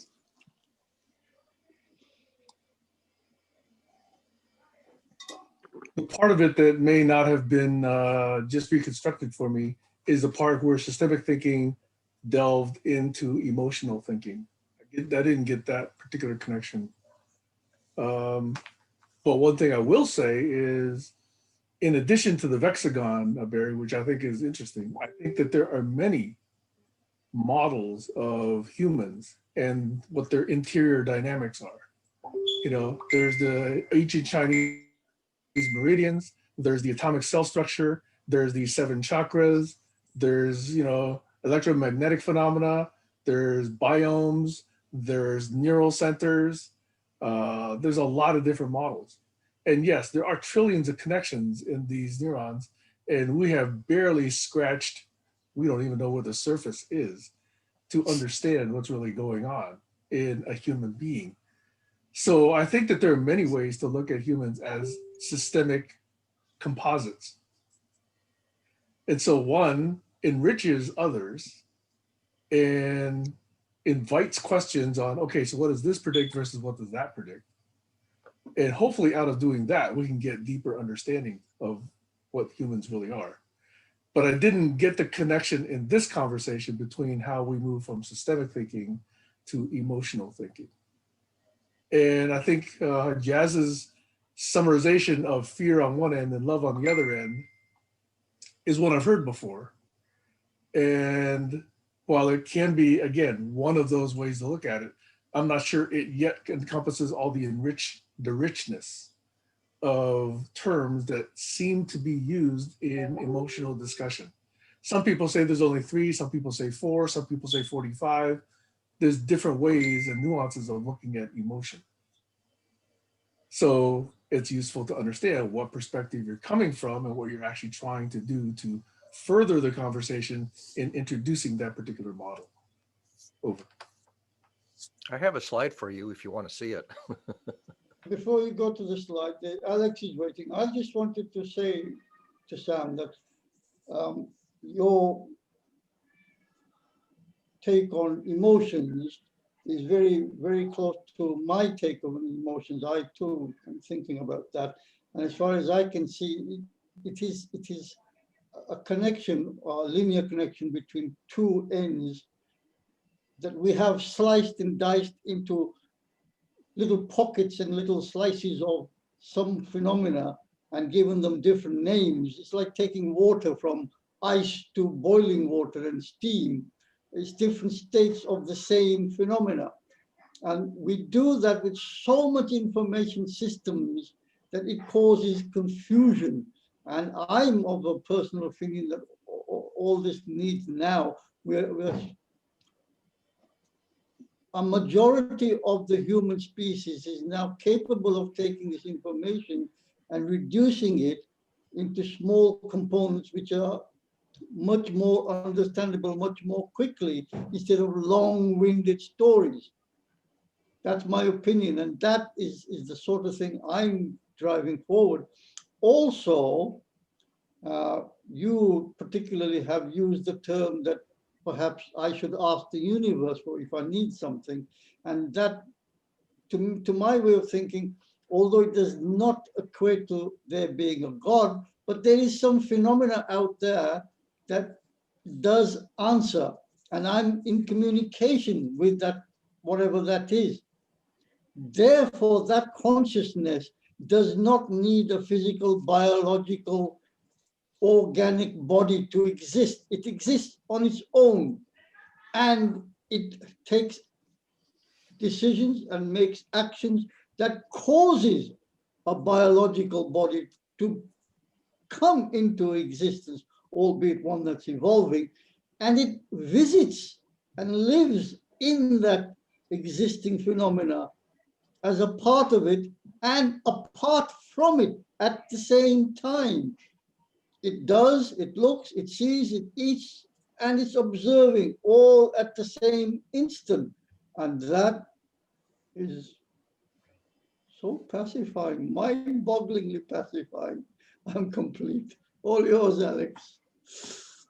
I get that that satisfaction. You sometimes have a coherence in your mind of all different aspects of some complicated issue, and they come together. It's so simple. Yeah, but looking from some views, it's complicated. Looking from a different view, different angle, you get a different perspective. So it looks cohesive. But I was going to suggest that the different people looking at a piece of music, some of them think it's heavy metal or punk rock or exactly. bang, bang, bang, bang, bang, bang, bang. It sounds, rather than a piece of music, it sounds like a machine in a factory. I thought there was a factory next door, and the machines were running. And Yeah. when I went and had a look at it, it was the neighbours having a party. But Yeah. the thing is that music coherence is in the eye of the beholder to a large extent. It's all music. When you appreciate a piece of artwork, you're an organic piece of organic species, and your experience of life is determining how you appreciate a performance or a piece of art or a piece of nature, even a beautiful tree, a flower or a butterfly. So the thing we're looking at, we are the observer, okay? We're the observer, well. and we're observing nature in a way that corresponds with our intuitive sense of We what are is right nature. and what is good in the world, what is Everything desirable. is good. And the things that are desirable are governed Everything by is our desirable. needs and emotions, and our They don't exist. will to satisfy something within us. No such thing as will. Thank you, Jaswinder. I'll shut up. It's a waste of time. Well, this is what I'm saying. Your language, A mind our convinced against language, its will collectively, individually, is you of are the same defining the opinion same still. thing that I'm defining. I'm just giving you my definitions.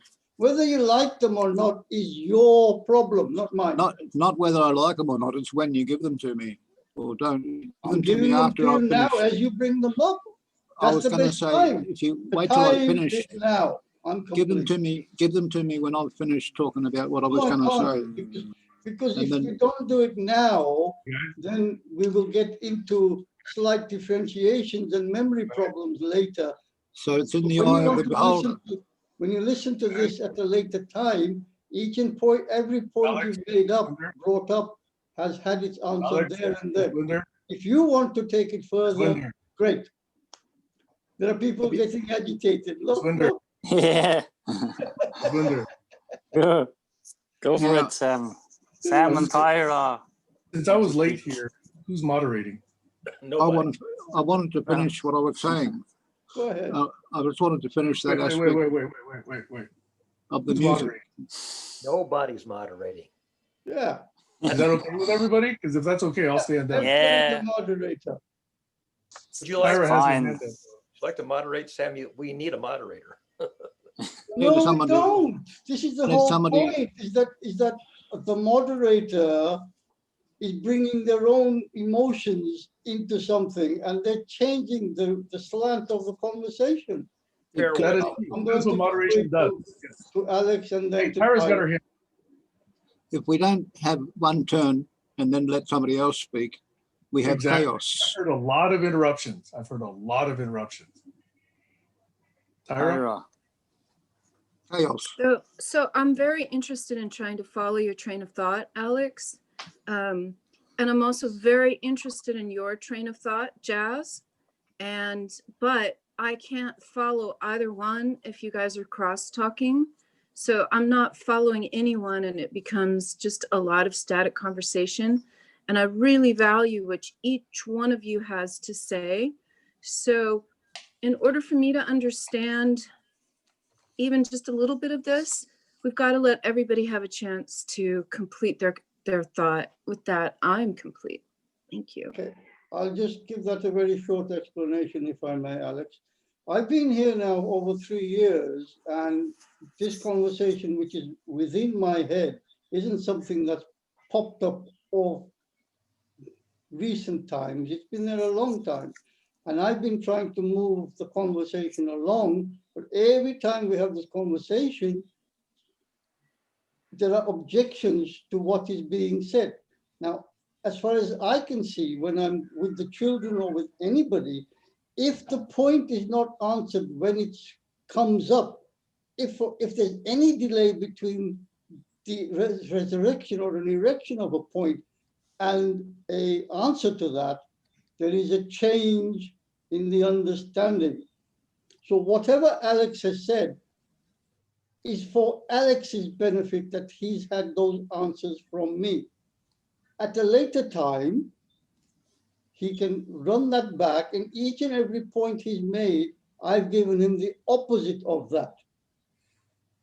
So it's the same as emotions. Emotions have a strand from one end to the other, and in between there are umpteen names. of the same attribute, quality, whatever you want to call it. That happens with everything in life. And how we interpret those, what names and qualities we give those attributes, describes the universe that we as an individual are living in. If you don't change your own settings to a better language, to a more flowery understanding, happier, all the adjectives that denote what you're looking for, you're not going to get that. Your map is all wrong. Incomplete. So you got that message across without interruption. Isn't that good? No. Good. Now you're So you just have being people, an you're giving agitator. it the quality. You've got agitators, you've got I'm commentators, always agitated and I'm always calm at the same time. and you've got interrupters who are agitators. I'm interrupted constantly. I look forward to So- the next interruption. Put a sock in it. Write a You block. don't No, understand it, Alex. I would love to come back to the thread because this meta stuff, I mean, we've been doing that for so much time. I mean, I'm really bored with it. The thread was a lot more interesting. We've covered a great deal of ground. Unfortunately, I have to go soon, but I wanted to share one idea which I think connects to all this, and that's the idea of a hyper topic, which is a topic that connects to all other topics. So you can think of a hyper topic as a kind of a bag that you can put around all the other topics. And interestingly enough, you can also then place different hyper topics inside of other hyper topics. So movement is one hyper topic, because everything falls within the topic of movement. Behavior seems to me also to be a hyper topic, because everything falls within behavior. Just about everything can be explained in terms of behavior. So, you have pattern, you have energy, and you have consciousness, you have space. So there's several of these ideas. I think it's really interesting to look at, in the field of human ideas, what are the categories which actually are such hyper topics, categories that encompass all kinds of categories. So yeah, you wanted to put that in, so go ahead, Sam. I want to possibly confuse things. I do think that these hypernodes or hypercategories are useful, and I've referred to them using other words before, but I wanted to introduce something that I saw in the GCC group in the last 24 hours. And that is some consternation around whether or not a particular post was racist. Did you guys see this post by Achim Wolf? He basically cited overpopulation in either Hong Kong or China. And then various people within GCC have said, hey, remove this post. Where are the moderators or admins? How come you guys aren't doing something about this? And there's a mini conversation going on in the admin group regarding this and whether or not we ought to remove it. So that is a conversation which I would invite us to have. I know there's only about 7 minutes left, but whether or not we allow a racist post that recommends, controlling the population of Chinese or Hong Kong citizens is potentially racist. I'm not going to say it is because there's all kinds of conversation around that, and obviously I'm biased, okay? So I wanted to bring that forth and see whether or not there was any possible shift we wanted to make on that one, or whether we ought to just let the post just sit over. I was the first one with a hand up, Josh, so I'll make it very quick. It's something that's been on my mind since it was raised some time ago in the 1850s, I believe. I don't remember the name of the chap, but Barry does. And there was a projection of the population becoming excessive for the planet to carry. And in my particular thought on this one is that there has to be a definitive answer on that one. How much population can the planet carry, and at what standard of living do we want that to be? It is no longer feasible for the colonial powers to make comments like that and say, well, certain parts of the world are now overpopulated, and at the same time, certain parts of the world, this is me saying this amongst others, are overusing and abusing the resources of the planet and starving other parts of the population. It's time for equality, and for people to make racist remarks like that without any kind of understanding or sympathy or compassion, I take an umbrage to that completely. And yes, we do need to discuss that in an open, unbiased fashion. I'm complete. So Josh had his hand up, so I'd like to go after Josh. Yeah, I was going to say, as far as moderation goes in terms of the Facebook group, if there is something that's in the shadows or someone's anonymously posting or trying to signal some sort of messaging, it'd be nice if they were encouraged to do that here in our 4 different calls per week. And also, instead of just dismissing it and deleting it, in my humble opinion, I would appreciate if it was acknowledged, addressed, and asked to be inclusive. So if this is your feelings and you want to communicate something, here are some other forums to do that. And make sure that it is, this person's individual opinion.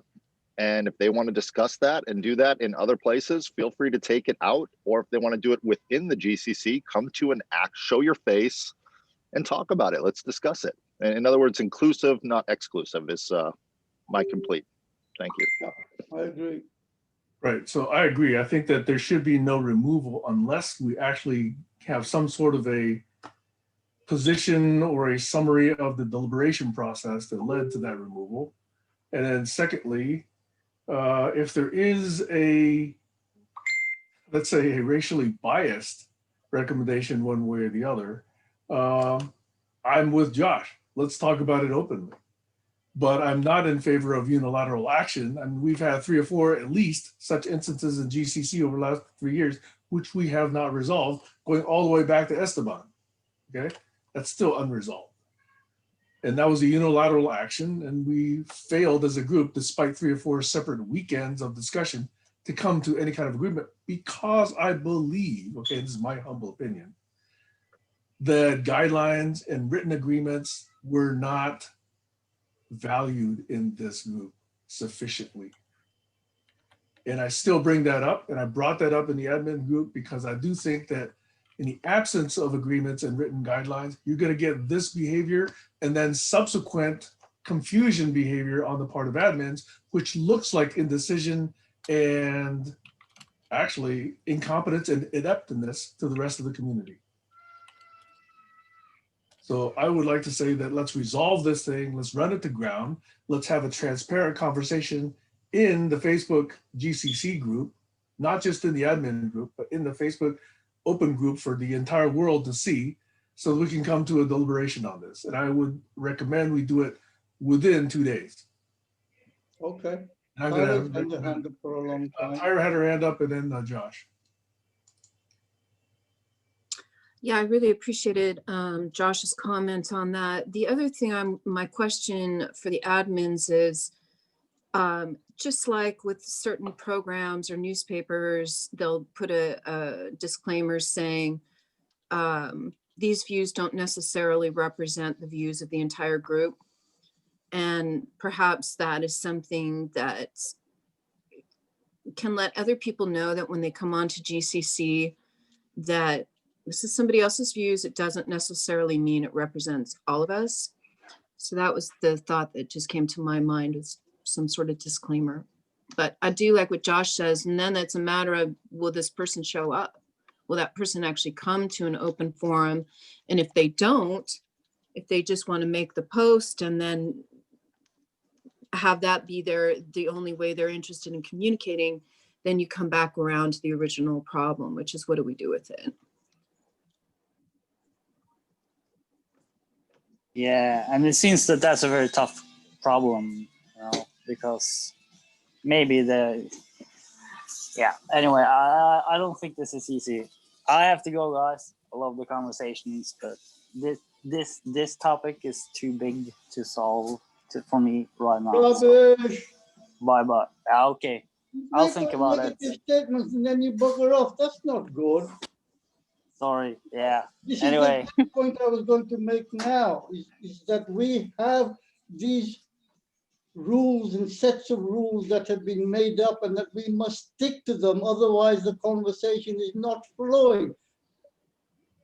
At the start of this barn raising, we had a rule set that was put forward. One of them was that I will not interrupt, and I disagreed with that one, and I still do.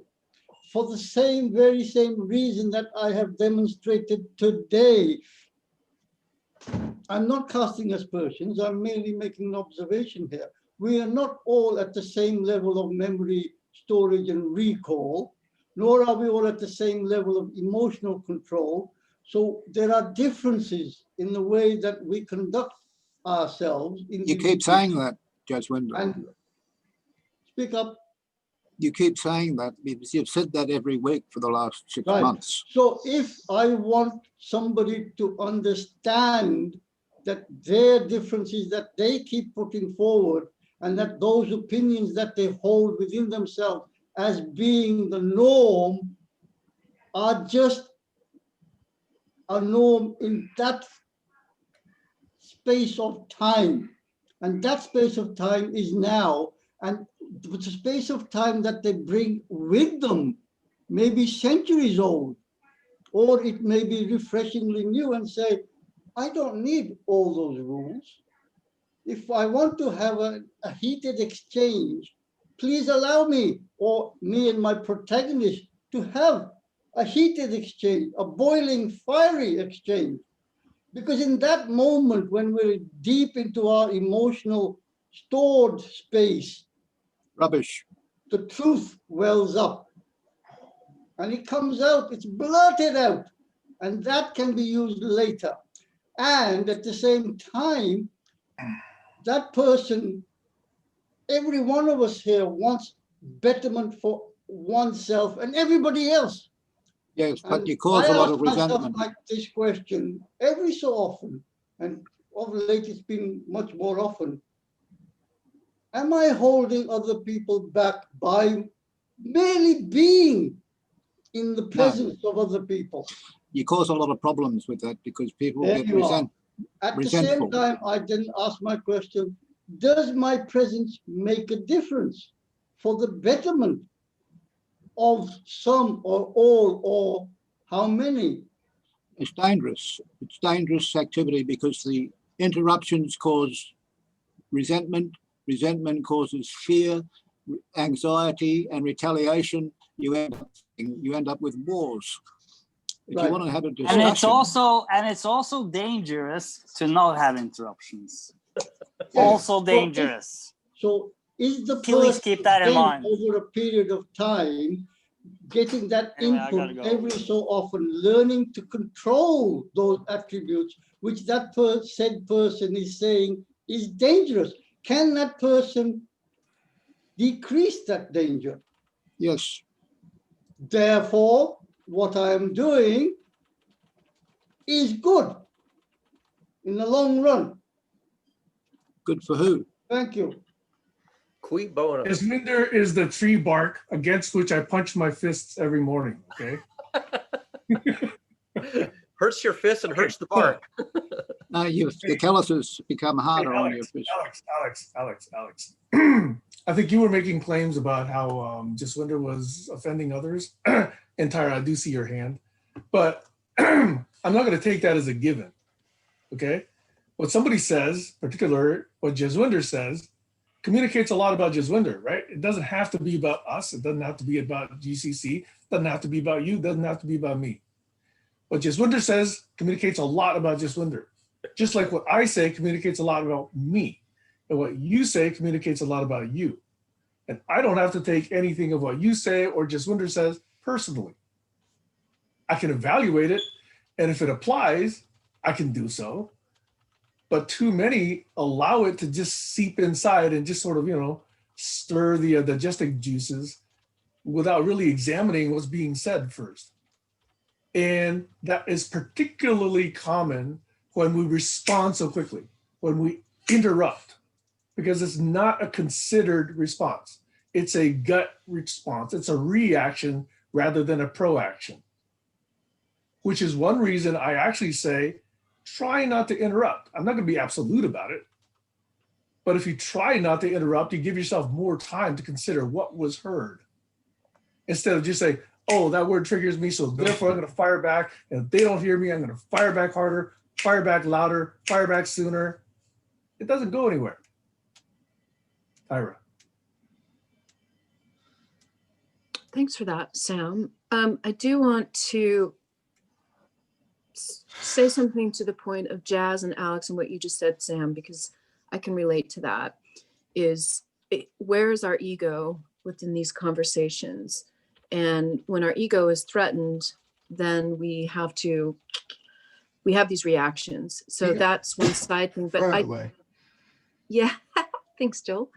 I'm working on it. I wanted to get back to what Sam said about the post, and if we could kind of loop back to that, perhaps, because I think we have an opportunity here to discuss, like, how do you handle something like that? Because what I'm hearing from Jazz and Alex and everybody is we all have the right to say what we feel passionate about and what's on our minds. But if what they're saying isn't aligned to what our moral compass is or what we feel is safe for everybody, then it has to be discussed. So I was wondering if we could get back to that. With that, I'm complete. Well, my take on that one is that the people in power are discussing those very bits of information without us. And there is no reason why that should continue. We are of a situation where in the developed world especially, it is a majority now who are capable of those conversations and debates, with or without feelings. That becomes totally irrelevant. And I can't see the UK cabinet, or for that matter, the US cabinet, or any cabinet, not having heated debates. And they're not on camera. By that, I mean, we cannot see and hear them. And I do resent that there are people making decisions about me without allowing me an insight into their decision-making process, and they're making decisions about billions of people's without recourse to those decisions, and they're executing them. This is democracy gone totally wrong, out of hand, when 2 or 3 countries can wage war on millions of other people and get away with it. I'm complete. My suggestion was about the administrators deciding not to leave a post up or remove it because of its graphic nature or its controversial content. And the way I think it can be done is that each of the administrators is given an opportunity to mark the item between 1 and 10 on according to its severity in their own opinion. And if that total of those marks goes over a certain limit, it gets removed. If they don't go over a certain limit, it stays on the screen. That would be a fair way for the administrators to deal with it, I think. A democratic approach. Over. Thanks, Alex. I think that's in the direction of something that I would lean towards, but not entirely. What I was about to propose was that we start a new post within GCC that is a discussion of what guidelines we want to apply to ourselves to hold to either remove posts or possibly remove even admins if we want to go that far, okay? And that we be very clear in that post and we invite the entire community to participate, and we give it 2, maybe 3 days. And I think that the post out there has been there for at least a day, if not 2 already. And it's drawing more than one person to say, hey, admins, how come you guys aren't doing something about this? So I would invite that to be a very transparent conversation. And I would invite each of us here, including anybody who hears this in the next 2 or 3 days, to actually participate so that we can do this in as transparent a way as possible. We're not going to get unanimity. So don't even expect that. But at least I'd like to collect a variety of opinions and then figure out with that variety, how do we come to an action or a decision? That I think would be a very useful exercise. And if we can accomplish that, we will have taken a big step in GCC. Over. I think Joel's next. And then Barry. Yeah, well, as far as I'm concerned, if the majority had their idea of applying emotional pandering before I Majority of what? lived, We don't even know what the majority quote unquote is of. it's very obvious from the way societies interact, the way that people view emotionality, and the common perspective of emotionality is what drives law in most kind of circumstances. If you didn't have that, the population would react in such a negative way to their controlling government, they would overthrow them, as we have seen clearly throughout history. When a government goes too far outside of the emotional spectrum of its population, the population rebels. We can see this time and time and time and time and time and time and time again. So the problem we have is, how are the people forcing those ideas to be? If we look at our society in the West, we've created some of the most emotionally weak people in existence because we keep pandering to it. Oh, this hurt your emotions. Sorry, this reality is reality. It's there. So if you learn to stop emoting in such a negative way and allow us to deal with the reality, or that reality is going to keep existing. So that potentially, if you just shut it out of your imagination, that reality is still there and it can still potentially pop up. We're not dealing with it. We're going, oh, you're emoting. Oh, we can't talk about that anymore. That's not reality. We've all discussed this time and time again. You make your emotions. So if you're abstracting and emoting to that image, that's on you. You can't force your emotionality onto everybody else, especially considering we can take the reality that most people's emotionality is driven upon their abstract knowledge, which we can define easily. We can define whether people know and understand certain things. We can show that. So if we're going to keep basing the knowledge, what we do, based upon people who lack knowledge the most, we're always going to have the most held back by that lack of emotional control.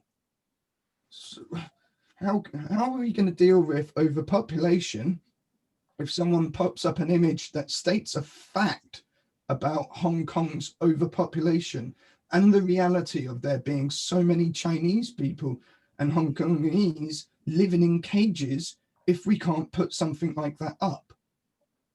I think it's an absolute disgrace that we've allowed that situation to exist for as long as we have.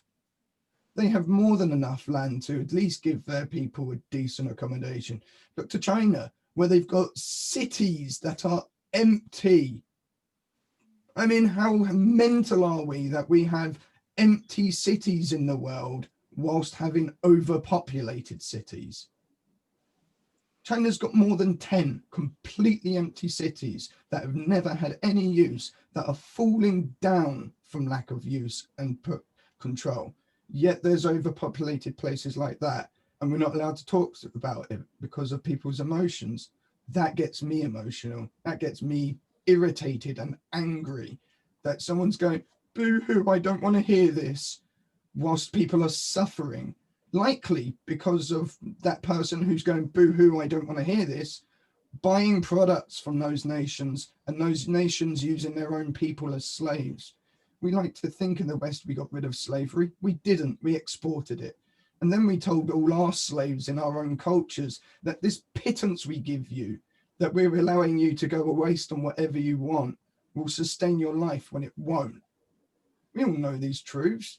We didn't get rid of slavery, we just changed its name, changed a tiny bit of its function, and then went, oh good, look at us, now we're not living off slaves, when the reality is the physical interactions are still the same.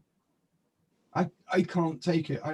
I've recently discovered I'm not emotionally pandering to anyone anymore. I've held back for so long.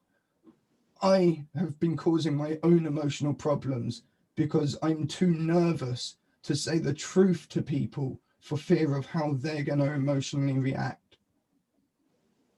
I'm not doing it anymore. So how would you handle this particular, but I love what you just said. I'm sorry, I interrupted. We do I Barry just- and then Tyra. But can I have Joel? Can Tara finish her point on what I'm I saying? want Joel to Is that finish okay, this Barry? thought. How would you handle it? Would you just let this go and let No. it be? What are your thoughts on that specifically, based on what you just said? If you look at the post, it says reality. In the glittering metropolis, Hong Kong lives hundreds of thousands of Chinese on 2 square meters in cages. Basically, they're trying to say that there's thousands of Chinese living in cages in Hong Kong. Where's racism in that? That is a fact. Then it says, stop overpopulation. It doesn't stop Chinese overpopulation. It doesn't specify culture or race. It just says overpopulation. Well, that's something we do need to face. Should we also face the fact about Hong Kong? I think we should. I mean, there's plenty of land all around the world. We can build structures and cities that accommodate these people in decent lifestyles. So do we hide from that reality or face it? I'd face it. It's hard. It's emotionally painful. But that pain is part of what will drive me to do something good about it. Who's next? Barry, please. Yeah, the not with respect to this specific instance, because I haven't even seen the post, but there's an affordance that other social networks and forum software have had, which would have been very useful in this case and in many other cases. And actually, the administrators of Facebook themselves have this affordance. If there is a controversial post which can set other people off, what the moderator can do is hide the post, not remove it and not leave it sitting, but click a button that says it's hidden, which means that you see that there is a post. The moderator then explains that I've hidden this post for this reason, but if you want to see it, this is going to be sensitive matter and may irritate some people, but everybody can see it if they want to click on it. So the ability to hide a post and explain that it's hidden, but not take it away. That's the middle ground. That's the one middle ground that as far as I can tell, Facebook doesn't have. All right. This comment I've got might interrupt. Sorry. Tyra next. Well, the other thing I was going to say, it goes all the way back to something Sam brought up way back about emotions and systems thinking. I was going to respond to that, but that can wait. Well, I'm just going to bring up a point that Sam's made in the chat box. We do Tyrus, me, then Alex, then Jaswinder. Tyra doesn't want to talk. I'll go. Oh no, Sam, you go, then me. Okay. I doubt, in my opinion, that in this forum, we're going to solve that issue of overpopulation. The reason I brought up that post is I wanted to discuss what we could do as GCC to come up with whatever guidelines or protocols or restrictions or policies apply to controversial posts. That post, by the way, even a week ago was brought to me by somebody, not to me, but it was raised to the admins over a week ago. And I specifically had an interaction with a person who brought it up to say, okay, so please tell me what you find objectionable about this post. I could assume, but I wanted this person to tell me. I didn't get that explicit response.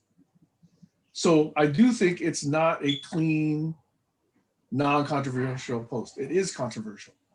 But leaning into disagreement, I believe, is still one of the valuable things we can do in GCC. So if I come here and say we should kill all the billionaires, somebody's going to object to that, right? But it's been said all over the internet. Not to kill, but okay. We should get rid of Silence. So what I'm saying is controversial topics should not be deleted simply because they're controversial, in my opinion. As long as it can stimulate some sort of constructive conversation where hopefully minds are being open. But if somebody wants to come here and just say, let's shoot all the Chinese and refuses to get into a deliberation about it, maybe that would be an extreme example. I'm still not sure. Over. Alex and Jaswinder. And then I think Tyra. there's in just every major city in the world that has over 4 million people, large cities have people attracted to them like a magnet, and you get that overpopulation syndrome. But there's also a strong belief, a core belief people hold. Sometimes it's a very strong core belief, and when they're presented with evidence that works against that belief, it's new evidence. It cannot be accepted, simply be accepted, because of this cognitive dissonance that's created in the mind. And because it's so important to protect the core belief, they will rationalize, ignore, and even deny anything that doesn't fit with that core belief. So a system would work. I think it's a question that should go to the system thinkers. Over.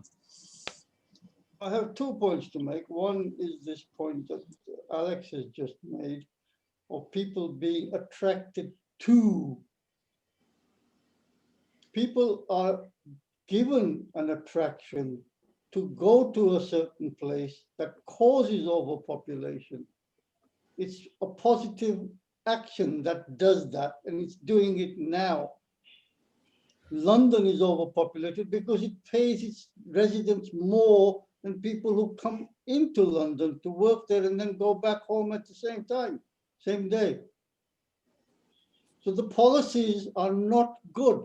And the second point I'm going to make is the one that Sam's put up in the chat about us policing. I assume he's talking about policing the world. Well, to my knowledge, the West has been policing the world for the last 500 years or more, if not for 2,000 years, since the Romo-Greek Empire came into place.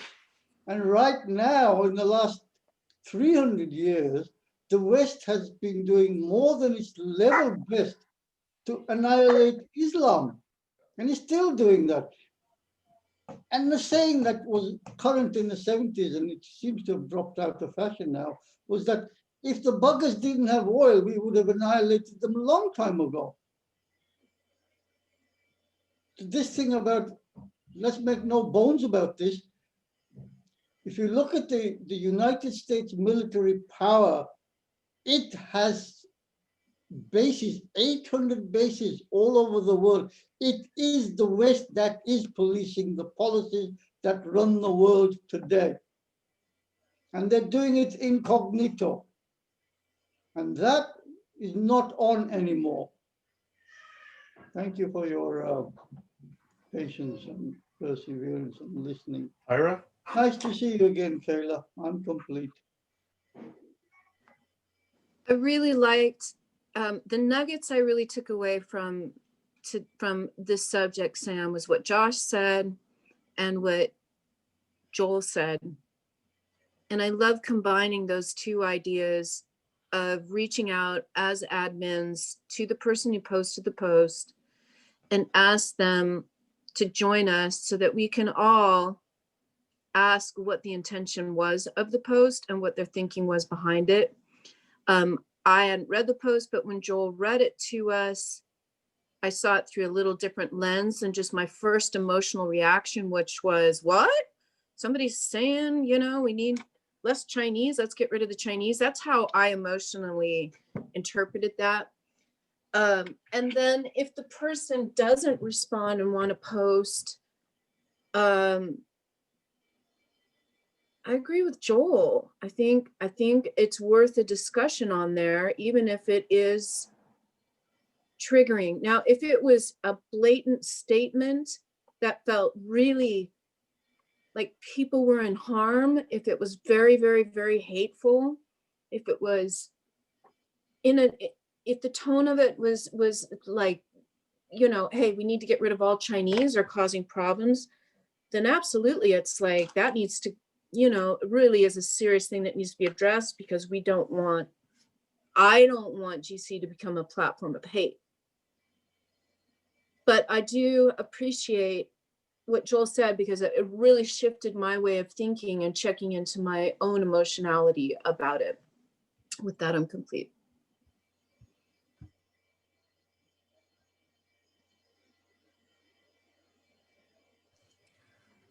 So it looks to me like the earliest GCC forum that could address this explicitly might be Unblocking Tomorrow. So if anybody here wants to bring it to Unblocking Tomorrow and specifically invite the OP to come to Unblocking, please do so. I am probably not going to be at Unblocking tomorrow, so I would not be the appropriate person to make that action. Okay, but I invite any of you to do so. I nominate Joel. I think inviting that person too, and somebody reaching out to that person and saying, hey, you know, this came up in our topic of conversation today.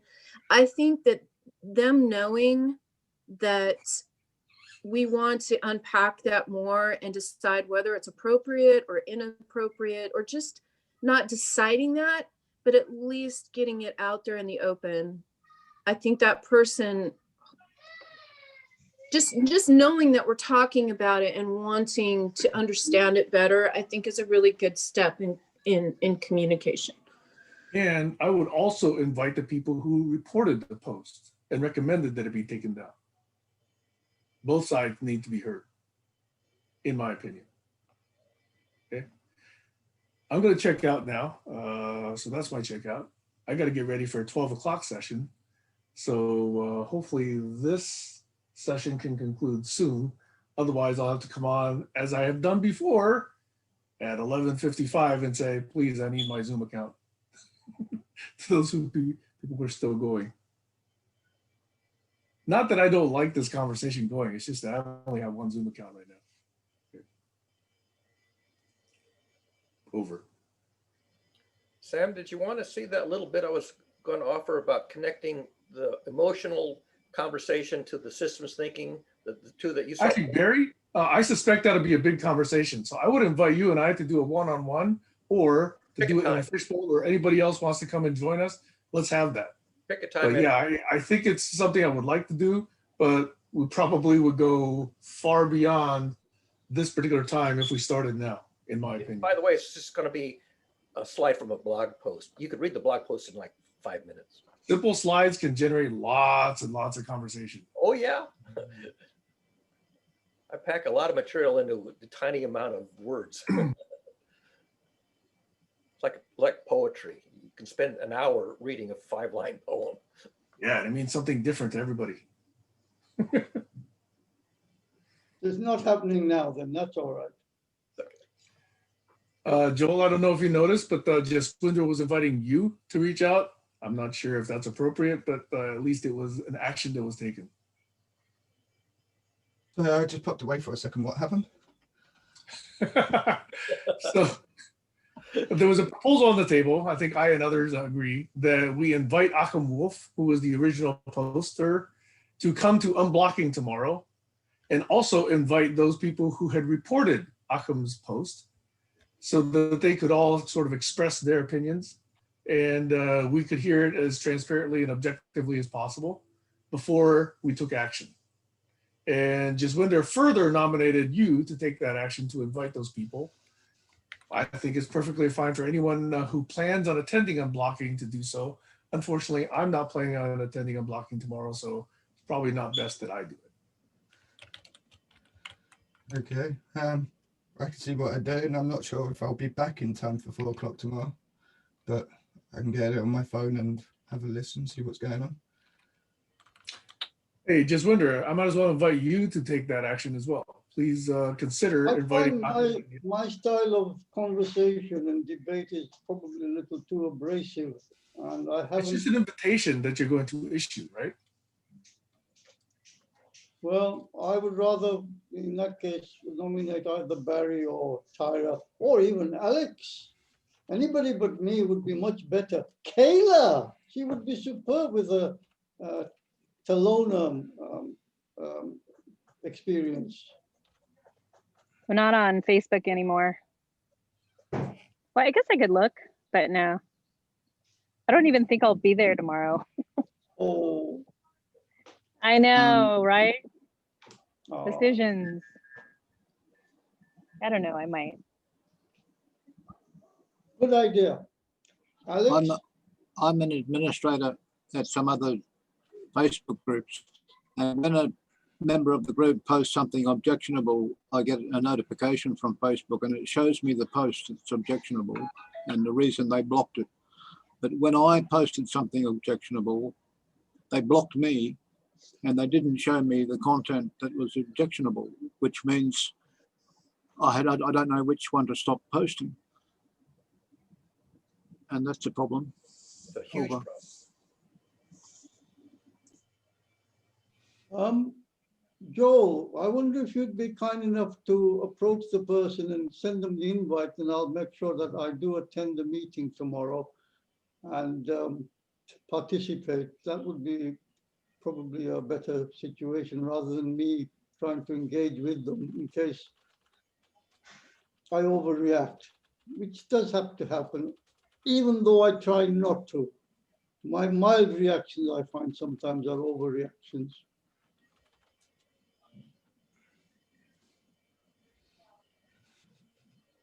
Would you My do that? reaction's not going to be that much better.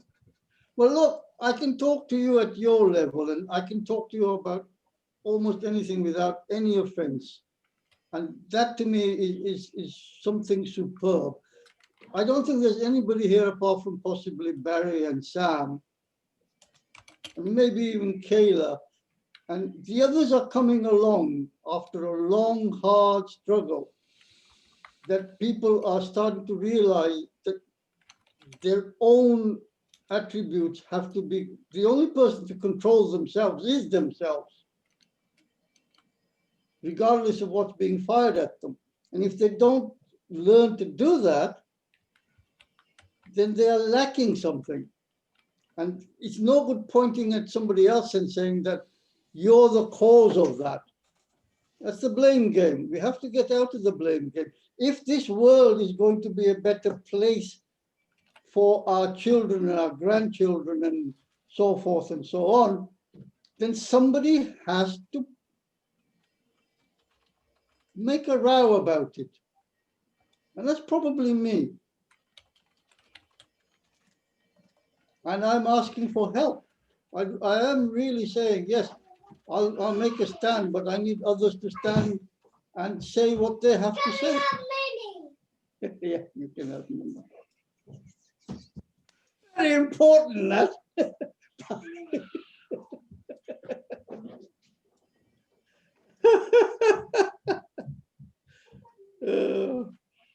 Well, it doesn't have to be tomorrow. If not tomorrow, then some other time. There are lots of conversations we haven't had yet, and we've said we will have. I'm complete.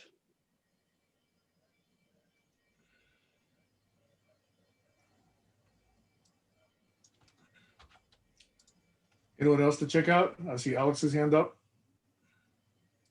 I'll check out. I'm just working on my right and got a proposal for a hemp farm in Australia, which was attracting some interest from major sponsors or funders, I guess. That's an interesting development. I could end up building a hexagon geodesic dome up there on the hemp farm next to the hemp factory, and invite people to learn how to build tiny houses. You know, the youth, the misguided youth from the city that are sent away on parole programs to relearn skills and interaction skills. That's an idea that might benefit the community, hopefully. Oh, well. Thank you, Alex. Anyone else? Going once. Tyra. Yeah, I'll check out. I'm flying out of here today to go to the mountains for a week, so I will not be on there tomorrow. But I would sure love to hear about it if we get a response from the person who posted. I think that's a really interesting idea. So with that, I'm going to check out. This little dog needs to go outside. And happy Thanksgiving holiday to everybody in the US, and take care. I'll talk to you in a week and a half or so. Ciao. Have a great trip, Tyra. Thanks, Sam. Bye. Anyone else? I believe everybody here has checked out, except maybe what? Barry? No? Going once. I'll just check out and Kayla. say bye.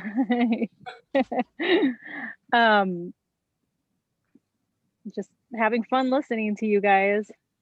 I might pop in tomorrow to see if those people show up and see if I can go on Facebook, because it is public, so I guess I can check it out.